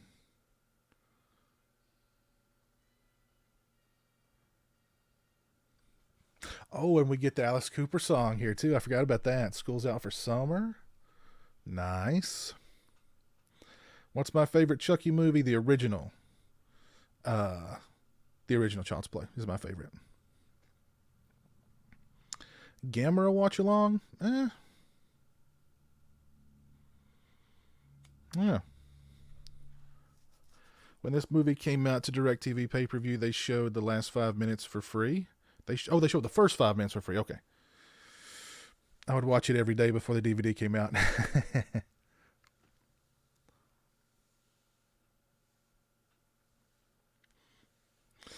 I didn't get to see the movie in the theater, so I was just chomping at the bit to rent the thing on video. And I remember the video store here, like they only got like one copy. And of course, I mean, it was reserved for like a long time. And I added my name to the list, and I knew that my name was next on the list because I kept calling the guy about it. And he had called to let me know that it was in and that it was my turn. So I walked to the video store to get it. It was probably a 20-minute walk from my house to the video store. And when I got there, as soon as I walked in, the guy was standing there behind the counter. He saw me and he was like, "Oh, I'm sorry." He goes, whoever it was, the other employee was like, the other employee there had rented it to somebody else and didn't know that I was on my way to get it. And I was just so deflated that the next day when the thing came in, the guy called me and he said, "Look, it's here. I've got it. I'm holding on to it. If you'll get here, within X amount of time, it's yours." So I booted it to that video store. I got it. I brought it home. It's one of the few movies that I watched on VHS, immediately rewound, and watched again from the beginning all the way through.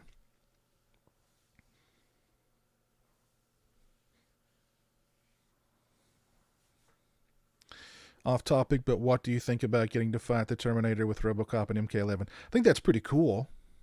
I gave up on Mortal Kombat 11. The Combat League was just so frustrating. The connections are awful, and you cannot choose to like not fight people who are on Wi-Fi or on bad connections. If they're on like a really, really bad connection, you can back out of it and it won't affect, your record or anything. But I mean, they're pretty lenient when it comes to those connections. And on a fighting game like that, if you're fighting somebody on Wi-Fi, even if they've got it's, I had to stop. It was just so frustrating. And, in that game too, I mean, there's so many characters in that game that are just so cheesy and broken. So frustrating to play that game.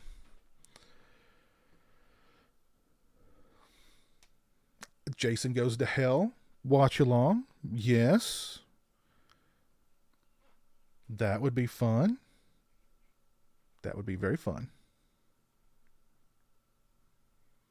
I like that. What is Rewind? Oh, General Hot Batman Pizza Hut. You must be a young'un. See, like the looks that Billy and Stu are giving each other here while they're messing with Randy in the video store. Yeah.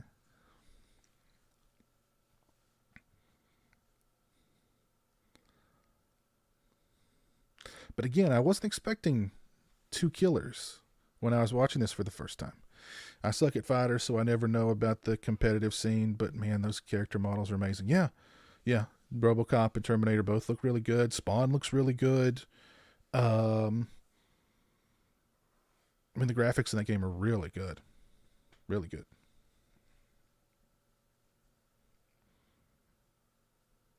Most cheesy theme song, Prom Night or Graduation Day. I don't remember the theme song for Graduation Day. I remember the theme song for Prom Night. I can't forget that.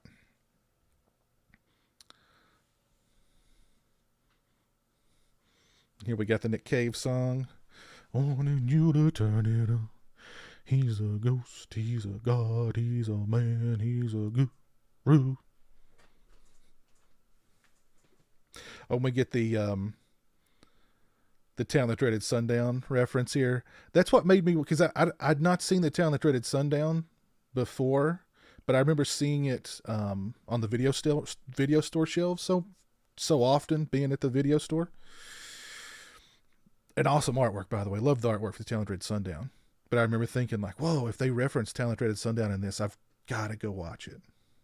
So I have this movie to thank for finally watching Town That Dreaded Sundown.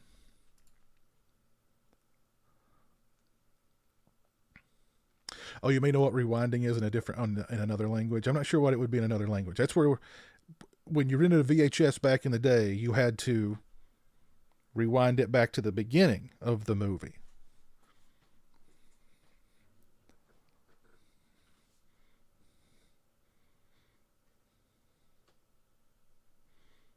This was another ballsy move on the killers, running around in a grocery store with the outfit on. Or maybe it was just another, weirdo,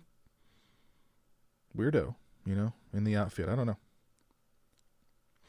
A lot of people also ascribe to the third killer conspiracy because of the sheriff here and his black boots, and how the movie makes a point of showing him stomping out the cigarette with his black boots.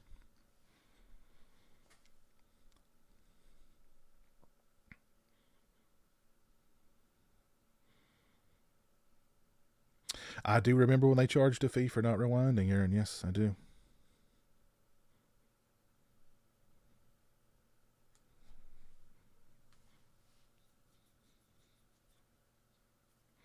P.S. How often do you go back to Night of the Scarecrow? You mean Dark Night of the Scarecrow? It's been a couple of years at least since the last time I saw it, but I like it a lot. The Town That Dreaded Sundown is an amazing movie. Glad I own it on Blu-ray. Yeah, same here. Love that movie.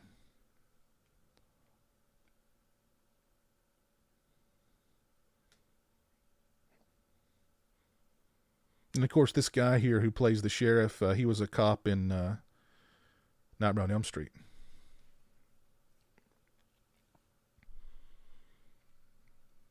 So do you think Woodsboro and Springwood? Well, actually, no, I think Springwood's supposed to be on Ohio, right? This is supposed to be in California, so.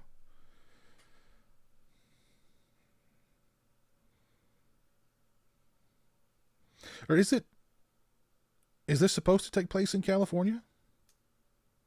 Does it actually say that this is California? I don't remember.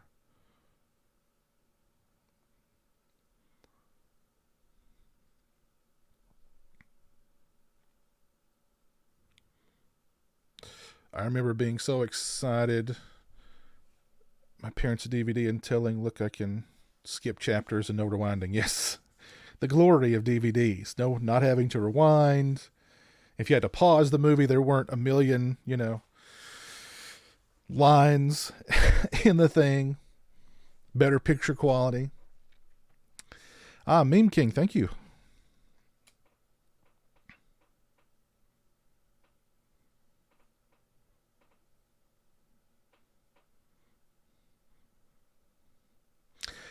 How great if the sheriff was the one and only Atkins? Yes.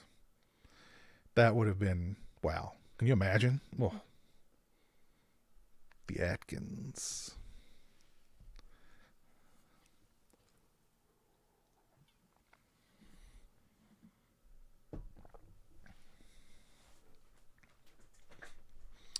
So far I have to say I think Scream has held up for me. Some of the dialogue definitely seems dated to that kind of 90s, hip, trendy, self-aware kind of horror movie. But I think so far I think it's aged pretty well. I mean, there's just some things that a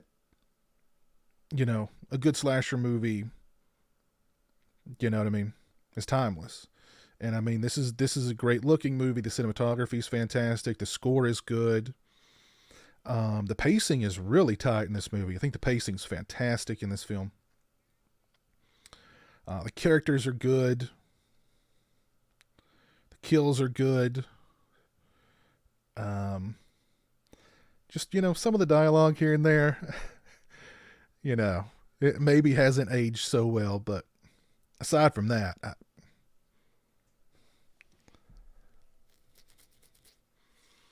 Rose McGowan's about to go to the garage.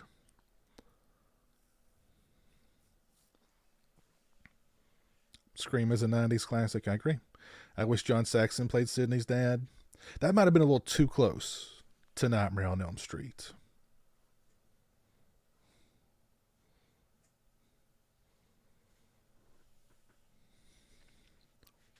What's your favorite Michael Myers mask? My favorite Michael Myers mask that I own is my Warlock. Halloween 2 Warlock from Cemetery Gates Productions. That's my favorite one. Scream 2 was more hip. Yeah, I think you're probably right. We're a hip and trendy bunch, that's right.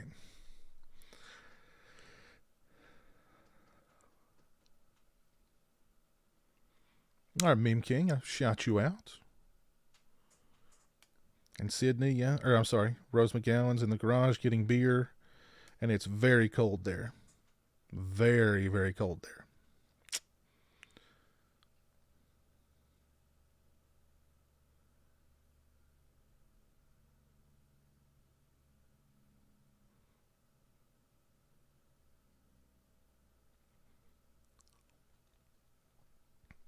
Scream or From Dusk Till Dawn. I love From Dusk Till Dawn too. I don't know. I don't know. I like them both. I don't know if I can choose one. I think they're both really good. Zombie, I did not see any. Well, I saw the first episode of the Scream TV series, and that was it. I didn't watch any beyond that.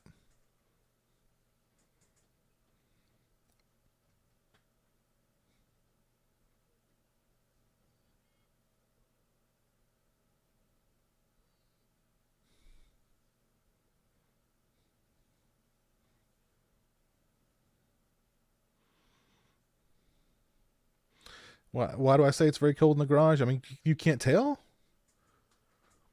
You can't tell? I mean, come on.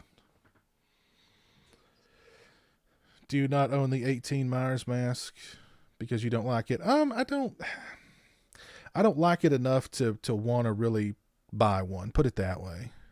Yes, those are glass cutters, Andrew. Yes. They could take somebody's eye out too.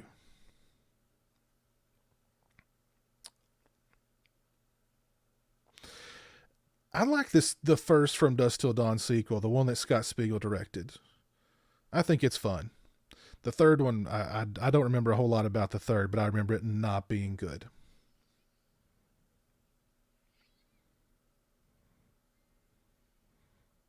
And let me tell you, I own a knife like that. That's a buck knife, and that thing is razor freaking sharp, man. Oy vey. You just look at that thing long enough, and you start to bleed. It's that freaking sharp. That had to hurt. And I mean, if you got hit in the face with a beer bottle like that, I mean, you're going out like a light. You're talking about a broken nose. You're talking, I mean, you're done. You're done.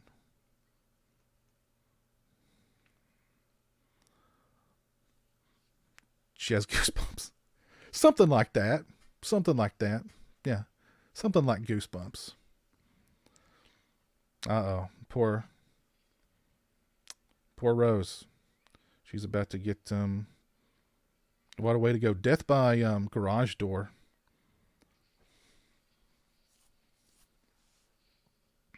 Ouch. I've been buying up a lot of horror Blu-rays lately. Any real good releases I would recommend? Well,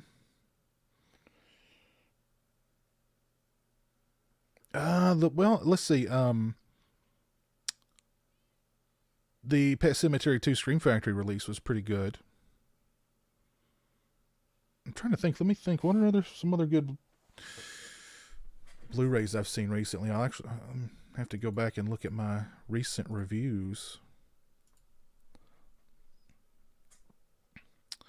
Tatum's not drawing nada.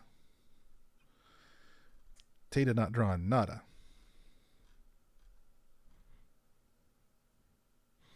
The Revenge Second Sight Films Limited Edition Blu-ray was also just awesome. That one is Region B locked though, so I've really not bought a lot of Blu-rays lately. The last Blu-ray that I bought was the Pet Sematary 2. But it's a good one.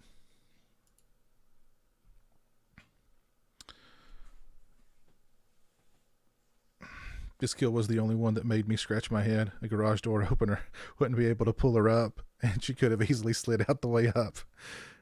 Yeah, I guess they were like, we've had so many knifings in this movie. Let's, let's try something different here. I just recently got the Jason from Friday 3 PVC statue from, oh, yeah. Yeah, I've got that one too. Koto Bokuya. Yeah, I've got that one too. It's a good statue.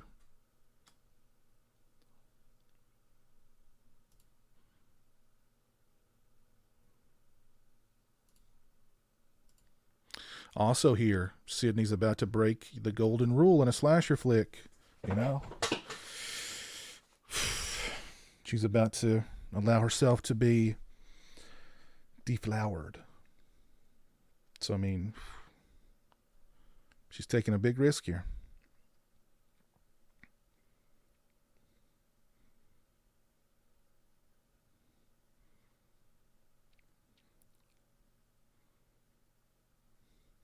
Texas Chainsaw Massacre watch along on August 18th. Yeah, that would be a good idea, Zach. It's a very good idea, sir. Yes.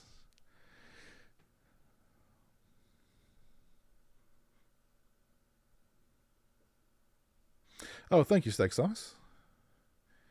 No brain, no pain. Think about it.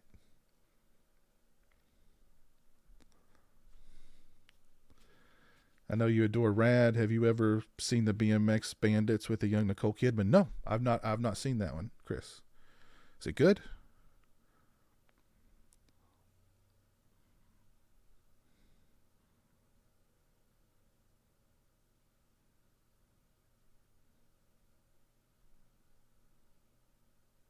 Sure it is. It's all one big movie. You just don't get to pick your genre. Apparently, Scream 3 was supposed to be completely different, but they had to change it due to the Columbine massacre. I think maybe I remember something about that.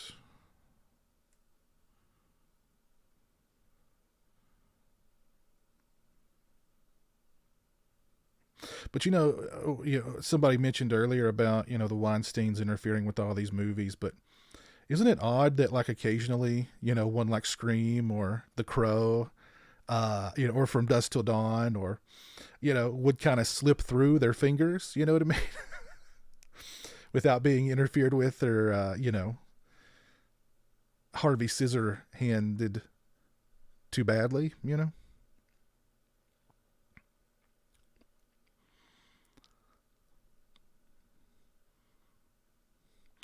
What's the next live stream watch along? I don't know.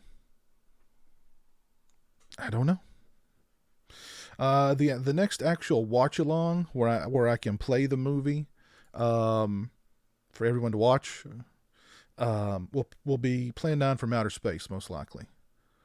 I don't know when that one will be though, but it'll be Plan 9.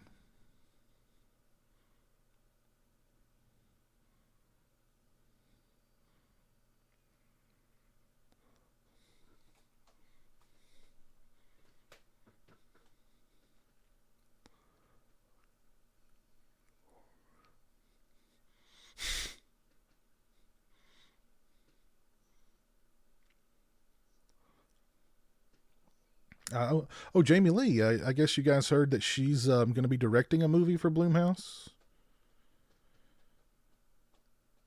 And it sounds like it's an original, not a sequel or a remake or a reboot. So, I mean, that sounds good to me. Oh, you're so cool, Brewster. I can't stand it. Thank you for subscribing, Doughboy.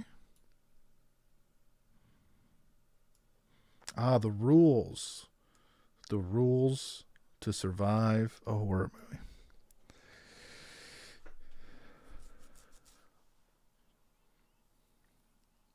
Isn't that deemed one of the worst films ever made? Yes. Plan 9 is considered one of the worst films ever made. Yes.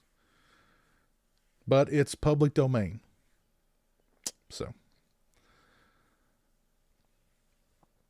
Any updates on Peter's new 90s horror book? Not that I've heard in a little while. I know he's got all the interviews done. It's just the lengthy process will be editing them and doing the actually, transcribing them and writing the book. So we're on to that point now, and that'll probably be the that part will take a while.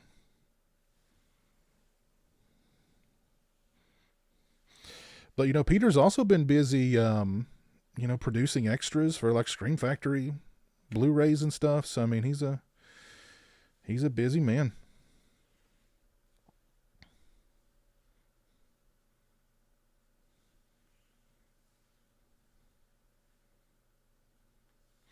Just make sure not to bring your kids to the new Jamie Lee. Yeah. Yeah, I heard about that. Heard her tweet. Didn't go over so well.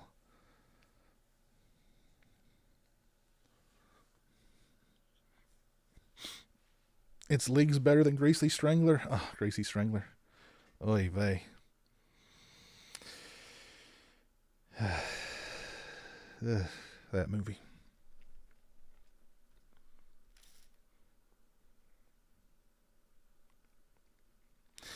Yeah, I forget what the name of what the working title of that movie was that she's going to be directing. I don't remember.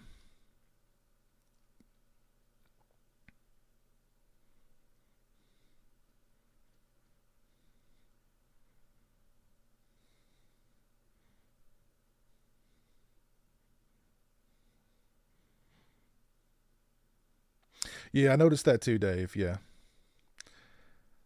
There is no blood in that scene where Michael stabs the dude, Bob.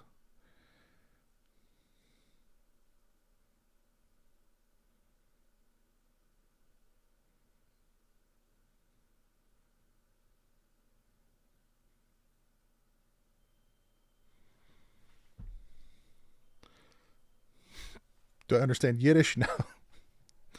No. That's all I know of Yiddish.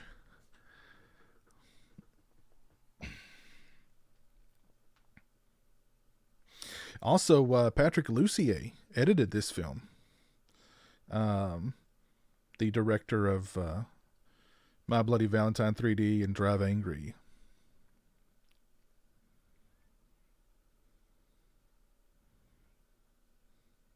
And of course, the epic Dracula 2000. How could I forget about Dracula 2000?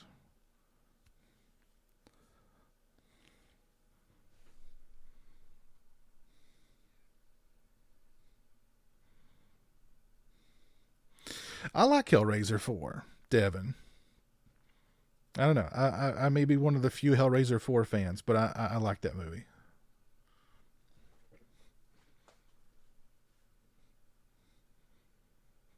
I know it has issues. I know they probably should have never taken Pinhead into space, but I still like the movie.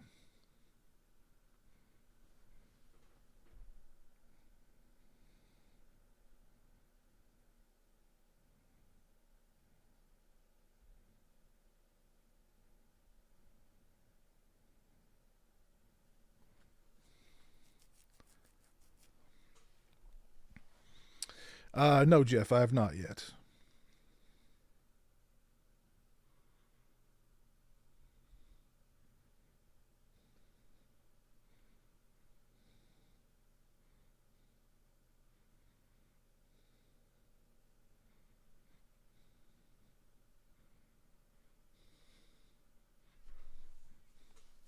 Blood Diner or Microwave Massacre? I'd have to go with Blood Diner.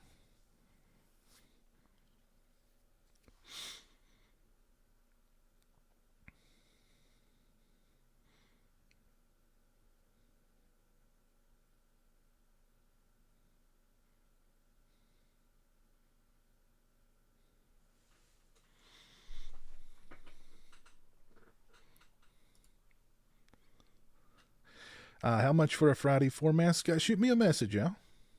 Shoot me a message on, shoot me an email. How much for a Friday 3 mask? Send me a message. Aaron. Message me through Facebook or Twitter or Instagram or my website. And I'll cut you a deal.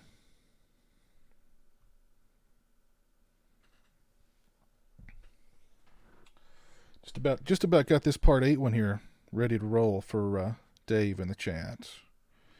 Got to scratch it up and add some damage to it, and of course the straps, but it's almost ready to roll.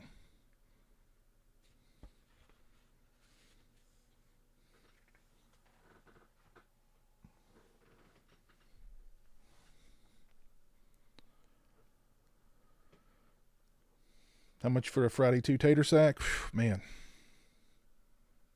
Those prices are steep. I think I'm going to buy the Wreck collection from Scream Factory. I missed out on that epic Halloween one from a few years ago. Still makes me sad, yeah. That one goes for a very pretty penny today online. They did do a smaller set, though. I think that one might still be out there.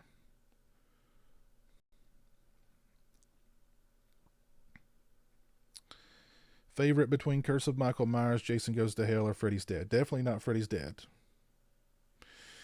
I don't know. I love both Halloween 6 and Jason Goes to Hell. That's a tough one. More scary a movie, Kazam or Showgirls?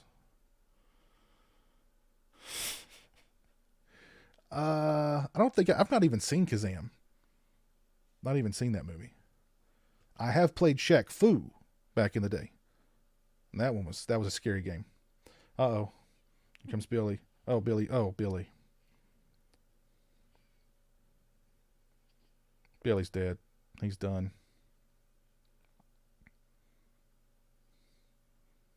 Oh, poor Billy. Poor guy, you know. Sad. R.I.P.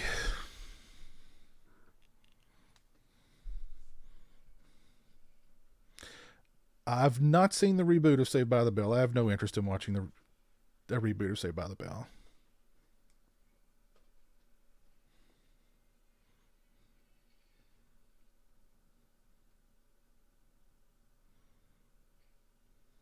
Shaq's acting in Kazam is pretty terrifying. I think I talked my grandmother into buying me Shaq Fu on Super Nintendo for my birthday one year. I don't know what I was thinking. But I remember playing it, and I remember playing it like the first day I got it. I think I may have even beat the game, to be honest. But I don't remember playing it again beyond that first day. Shaq Fu. Lord have mercy.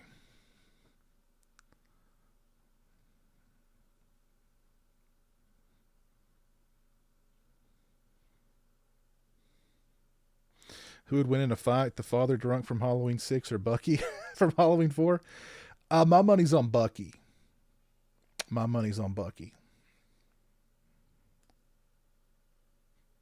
Man, I wish NECA would make a Bucky figure. Oh.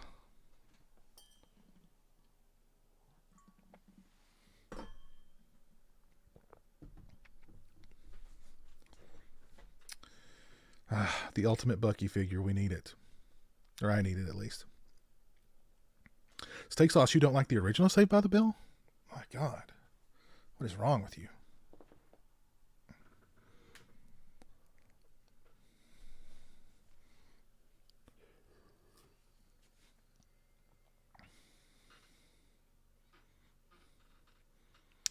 Thoughts on Kevin Smith movies? I like Clerks. I like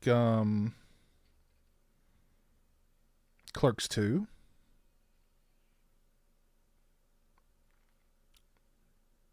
I remember Jay and Silent Bob Strike Back or whatever being good, being entertaining. I've not seen his horror stuff. I've not seen Tusk or Red State or those movies. Oh no, poor Kenny, not Kenny. Oh, Kenny. Poor guy. You know, just sitting in the van eating Doritos, not bothering nobody.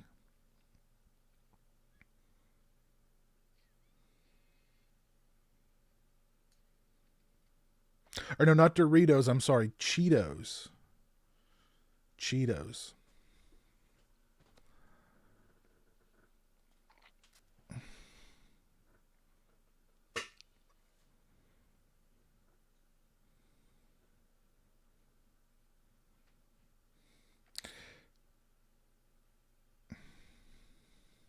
You like Scream 2 more, Nico?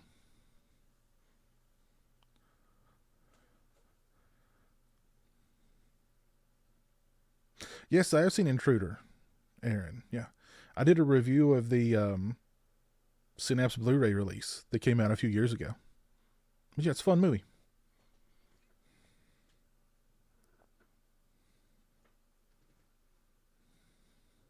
Again, I don't mind Scream 2 until we get to that last act.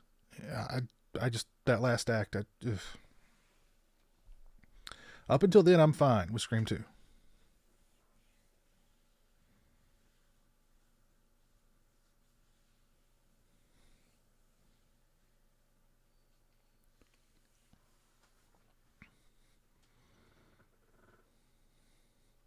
Yeah, I remember the one Halloween episode of Roseanne.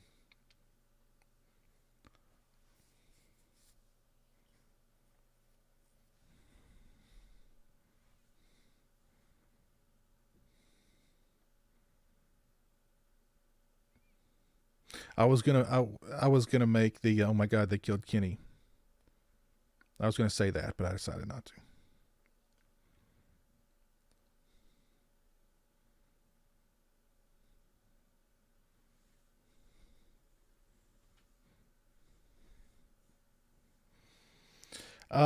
Yeah, more or less Toronto Freddy, yeah.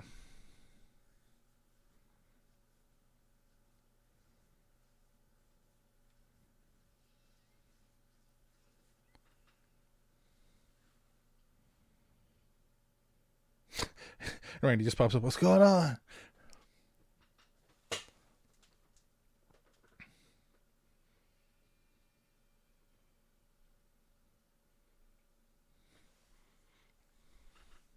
As far as Kevin Smith goes, I'll always love him because The First Clerks is one of my all-time favorite movies. You know, I like The First Clerks. I like The Second Clerks. I thought The Second Clerks was really good, too.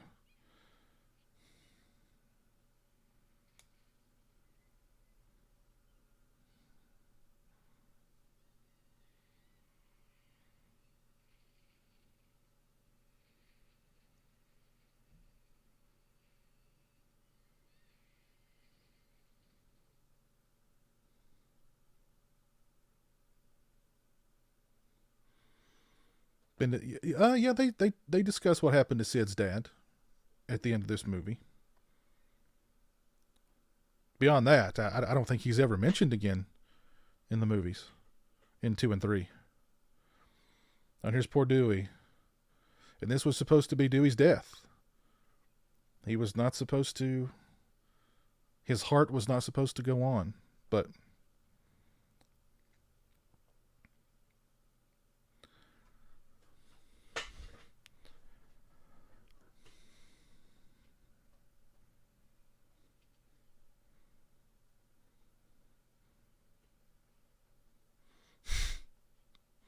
I think it'll be all right, Aaron. I think you'll be fine. Spiders kill mosquitoes. I hate mosquitoes. So I like spiders.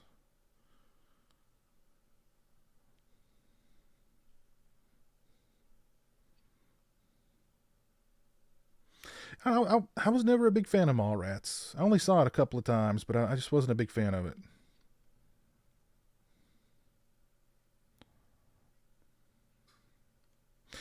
I remember Dogma being okay too.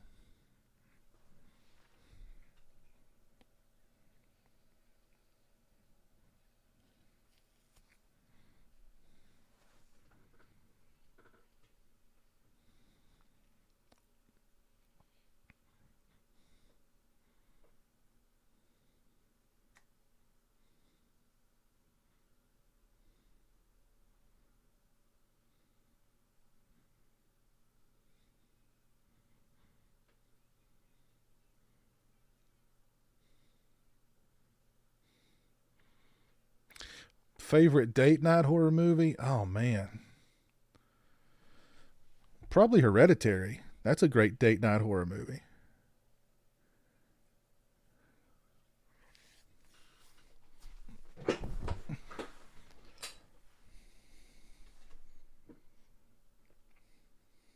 I love Lillard's like face here.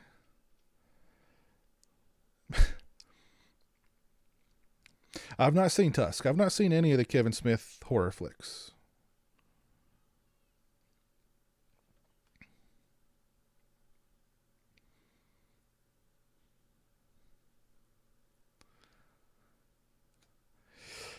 I've not seen People Under the Stairs in forever, Nico. I keep saying I'm going to revisit that one sometime soon, but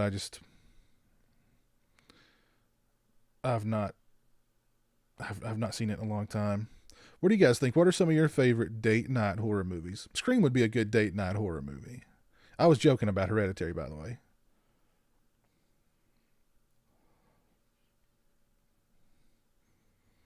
I think Halloween would be a good date night horror movie. Friday the 13th would be a good date night horror movie. He's going mad. We all go a little mad sometimes.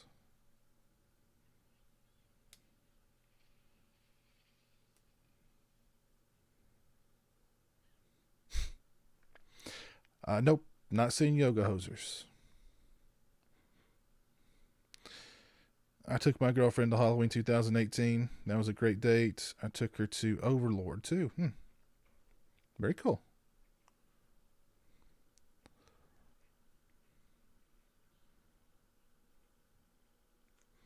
I very much agree, Dave. We do need a widescreen version of Sword House Massacre 2 and 3. Or do you mean Slumber Party Massacre? But we do need Sorority House Massacre 2 widescreen for sure. No doubt about that.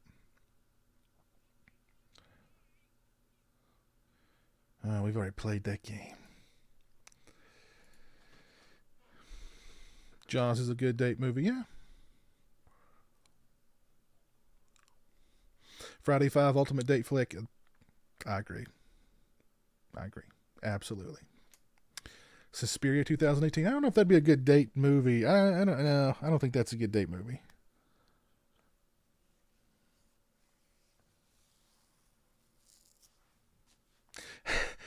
Texas Chainsaw 2 is the ultimate love story with Leatherface and Stretch.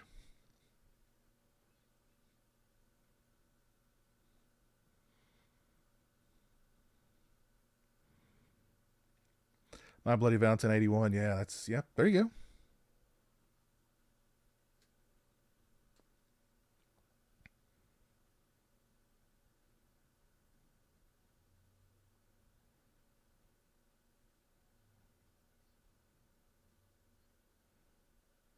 It's funny that Billy's saying, it's a lot scarier when there's no motive. And then Scream 2 and 3 and probably 4 too had these these overblown, motives that went on and on forever. I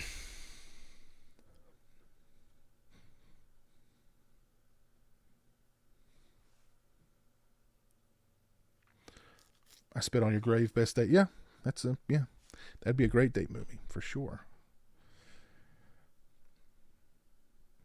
Nightmare on Elm Street, yeah. Friday 6 would also be a good date movie. Very good, yeah. Some good picks.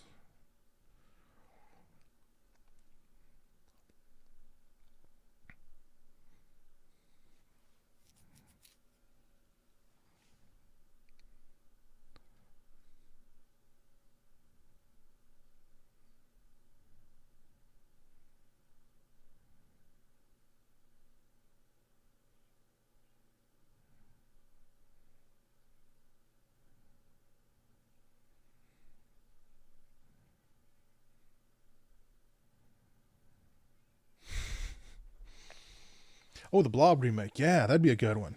That'd be a good one for sure.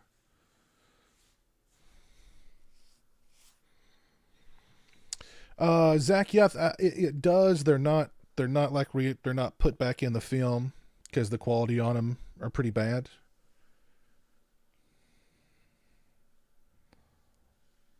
But yeah, those scenes are like extras.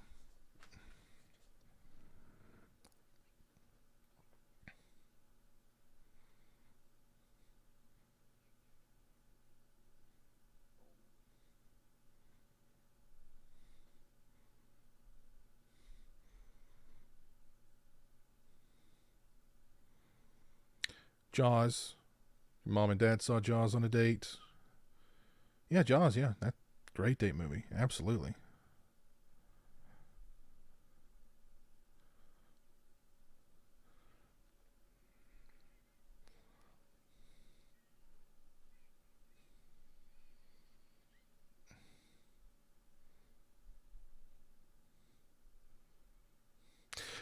They probably should have waited until after they'd taken care of Sydney before they started stabbing each other.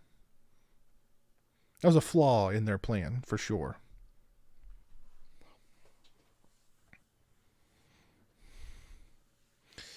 Me and my girlfriend watched Carrie and the remake of Carrie back to back one night. Not a big fan of the remake, but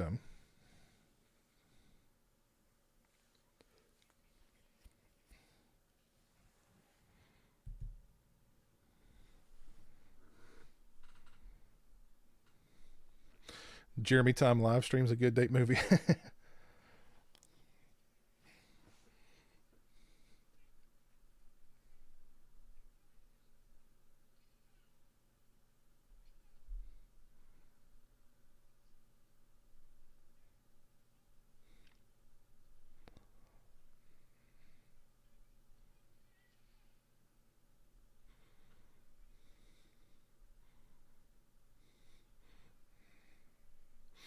Don't understand how Stu is still going to be alive after having a TV dropped on his head.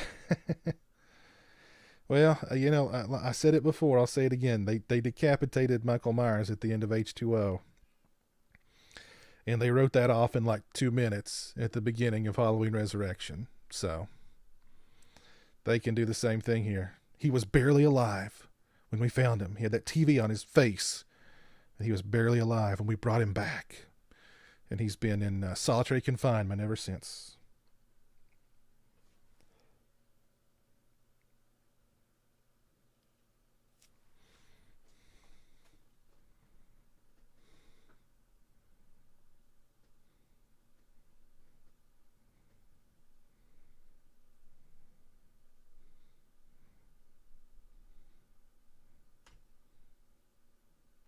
I've been watching Scream on my old box TV with my VHS and DVD combo player to get that kind of grainy look. Very cool.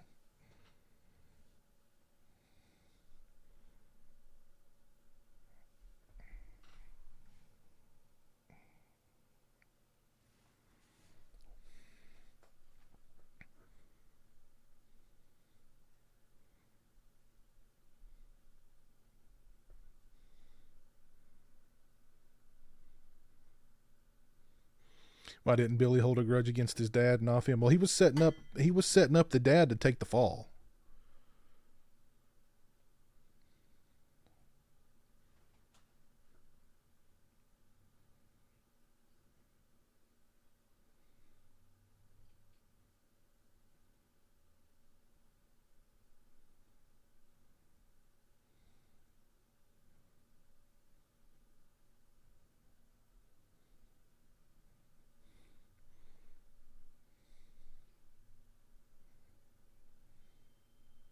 I love this part here. My parents are gonna kill me. You hit me with the phone, Dick.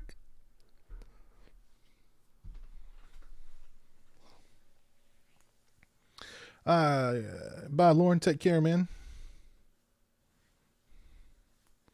Have a good night. Thanks for tuning in. Yes, I did watch the new Grudge, Aaron. I did a review of it a couple months ago. I was not a fan.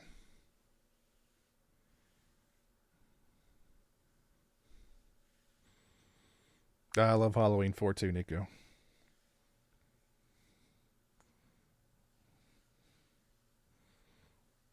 Peer pressure.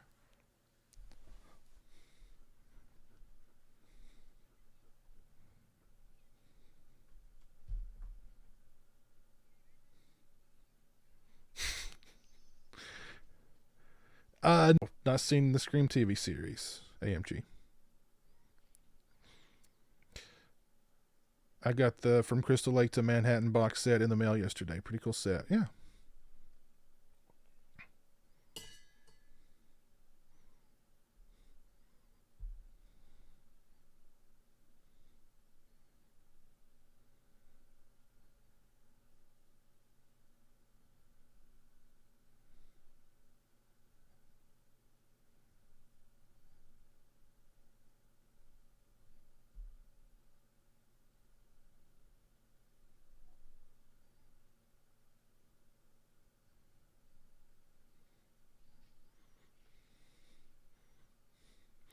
Do I want a pet tarantula? No. I'd like a pet sloth. I love sloths.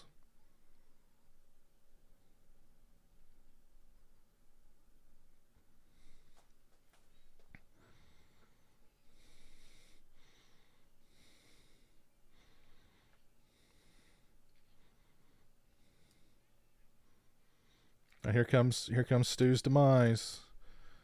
The TV, playing Halloween.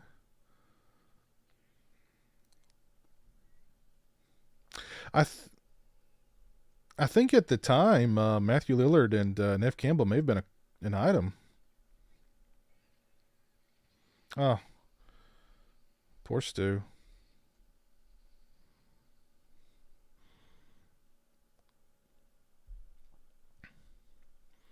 Is there a horror film you watch and like it less each time? Mine has to be Halloween 2018. Yeah, I had the same The same thing happened to me with Halloween 2018. No, I can't think of a movie that the more I watch it, the less I like it. Can't think of one offhand.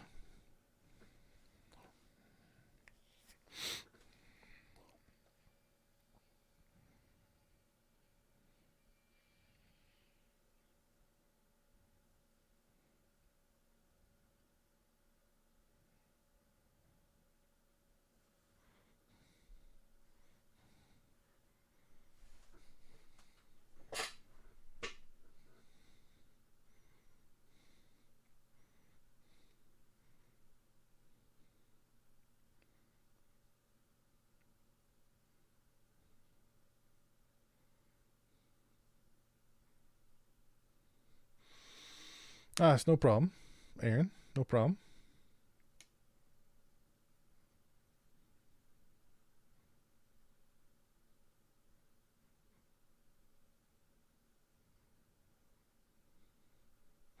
Nev Campbell or Danielle Harris?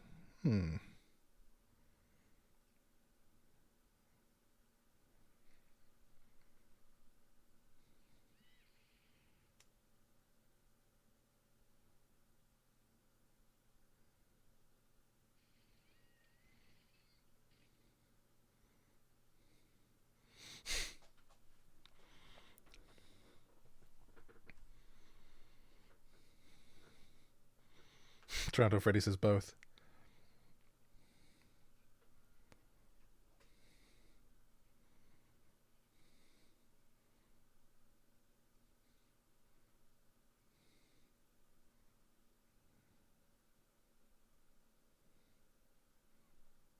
This is a good ending too here with her reporting in front of the house, and then it's like, the magic hour. The music is good. The camera rises up and goes over the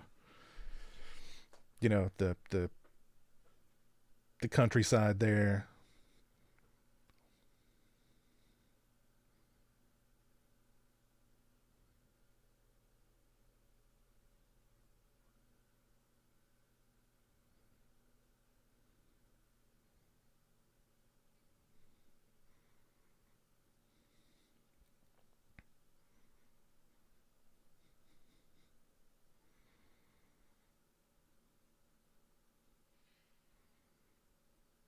There it was.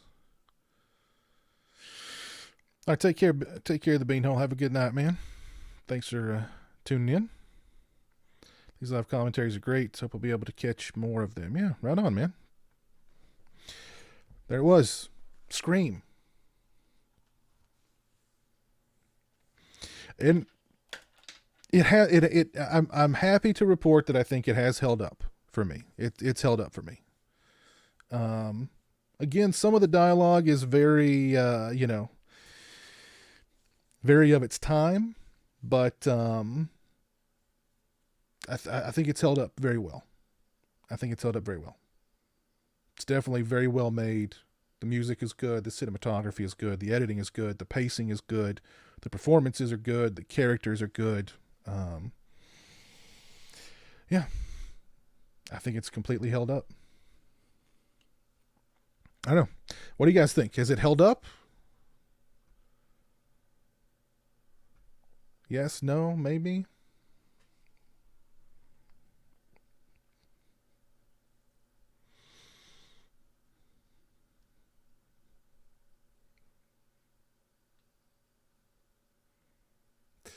You agree it's held up, Al? Movie held up nicely, Mark?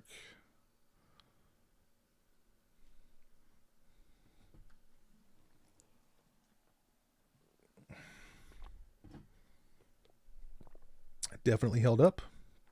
Held up for you, Zach. It's just a damn classic for you, AMG.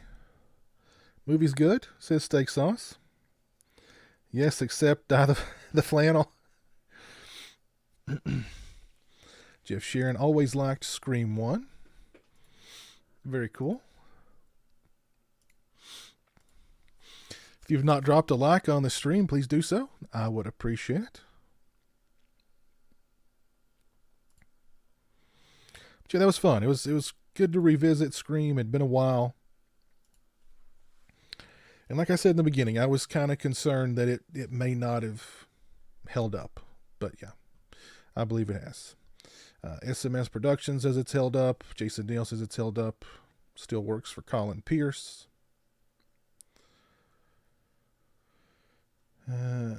This is our generation's Halloween. Yeah. I think the movie's terrific. It holds up for me big time, like watching every time. In the words of Jeremy, yes. Yes. Joey Boy says that Scream 3 is his favorite. Okay. Well-made film, holds up well. Oddly 90s film, feel more dated than 80s films. That's very true, Nico. Very true. One thing that's dated are video stores and the phones. Yeah. Which Scream knockoff is better? I Know What You Did Last Summer or Urban Legend? I'd say Urban Legend. Still holds up, held up. I always loved Scream, held up. So yeah, sounds like you guys all agree that it's held up pretty well. Definitely think it has. Absolutely. And R.I.P. Wes Craven. I miss video stores sometimes too.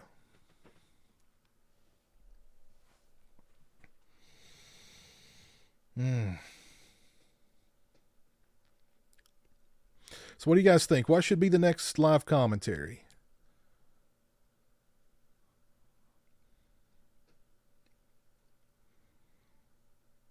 Something fun.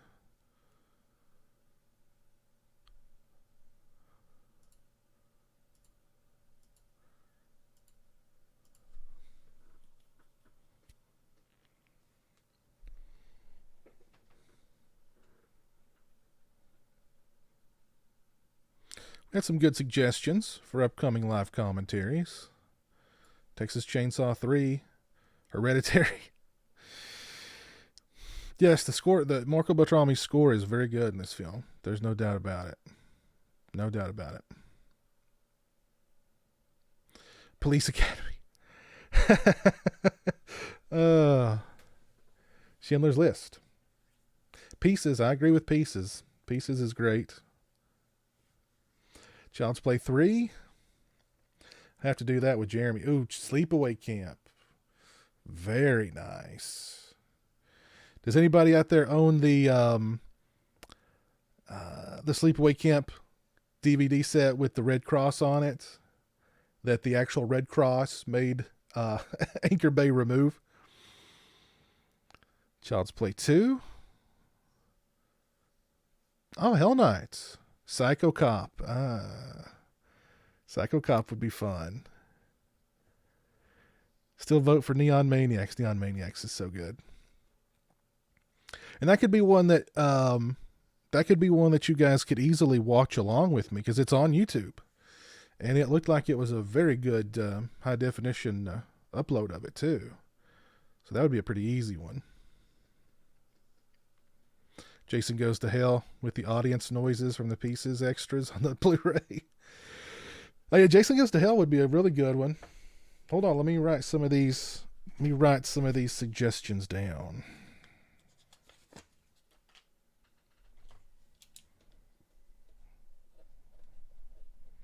Jason Goes to Hell.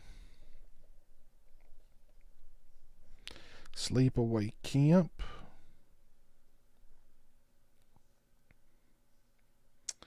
Fright Night 2 would be a good one.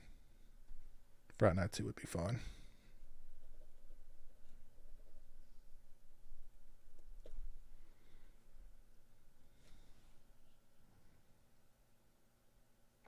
Just got your mom the Tim Capello I Still Believe shirt. That's a good shirt. That's a good shirt. Ticks from 93. That'd be a fun one.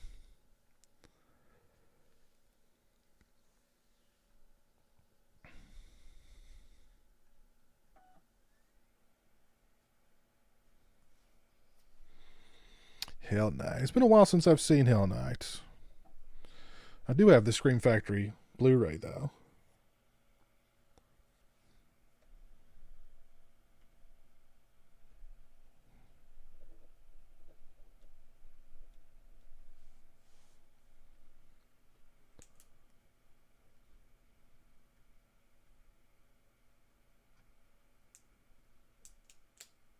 Slugs. Oh my God, Slugs is so good. Got another vote for Sleepaway Camp.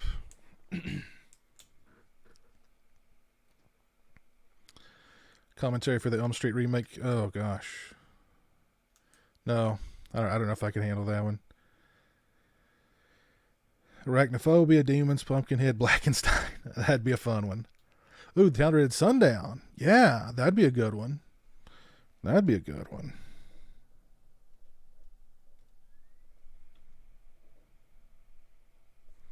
The Town. The Dreaded Sundown.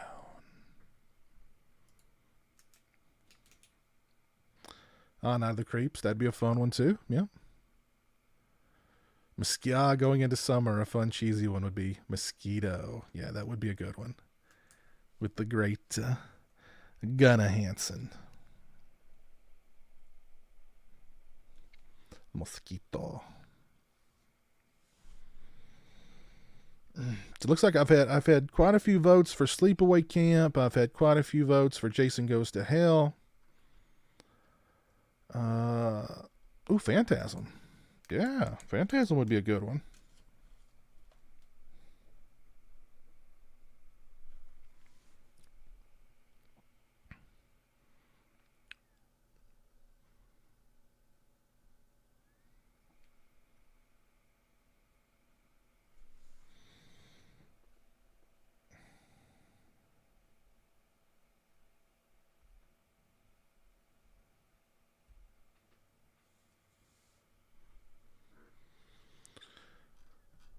It looks like Sleepaway Camp and Jason Goes to Hell at the top of the list. The Mutilator. The Mutilator would be fun, and I bet I could get Buddy Cooper to jump on here with me and talk about it. See, that'd be kind of cool. And if Buddy Cooper owns the rights, maybe Buddy will... we can actually play the movie. That'd be cool. Twice Dead and Twice Dead 2, yes. No, probably not going to get the Gutterballs Blu-ray, Zach. Howling 4? Why not Howling to Moon Rising?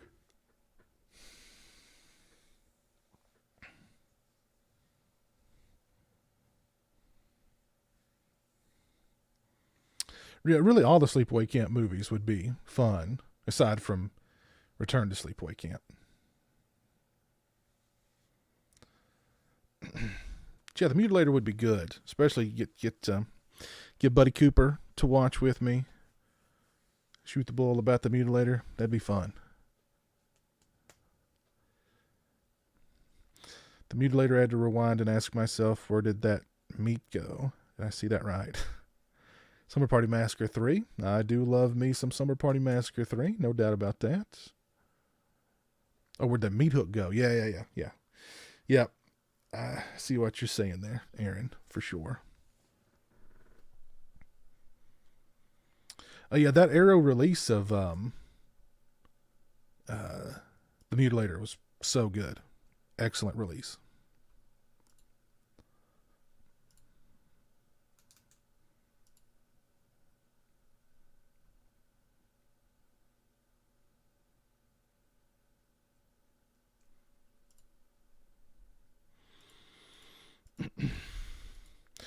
Teen Wolf. Oh, I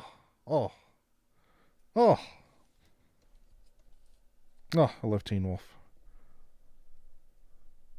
Oh. Love me some Teen Wolf. Well, we've definitely got a lot to choose from in the future for live commentaries and stuff. So, got a lot to choose from. The actual next watch along, where I can actually show the movie, will probably be Plan 9 from Outer Space.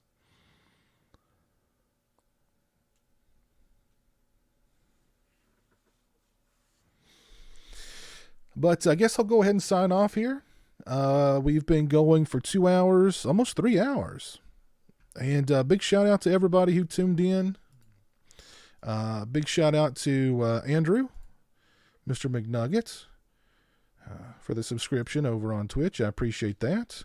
Also, shout out to Big Crack Rock, the Beanhole. Let's see who else was with us over on Twitch. Jugadoge and the Ice Cream King also joined in over on Twitch. Shout outs to Al from Russia over on YouTube, Steak Sauce, DJ Donnelly, Zach Livingston, Toronto Freddy, Aaron Lewis, Jeff Overing, Mark Striano, Kowloon Dreams, Jerpin, Joy Boy, my buddy Dave Vanderhoff, Crystal Lake Counselor 1977 Chris, Horror Fan Craig, Jeff Sheeran, Devin Dungan, AMG, Paul Gray, Warlock Moon. Oh, wow. That's a deep dive. Warlock Moon, my goodness. Jess Graham, Psychotic Killer, Colin Pierce, Joe Reese, Zombie 7979,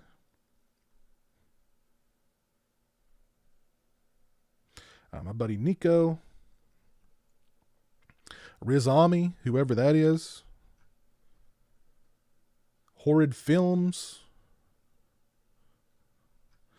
But yeah, thank you guys for tuning in on YouTube. I appreciate it. If you did not drop a like on the stream, please do so. I would certainly appreciate it. But yes, we will have another live commentary very soon, and a new live watch along very soon as well. So keep your eyes peeled for those. Again, thanks a lot for tuning in. I appreciate it. Stay safe, stay healthy, take care, and until next time, peace.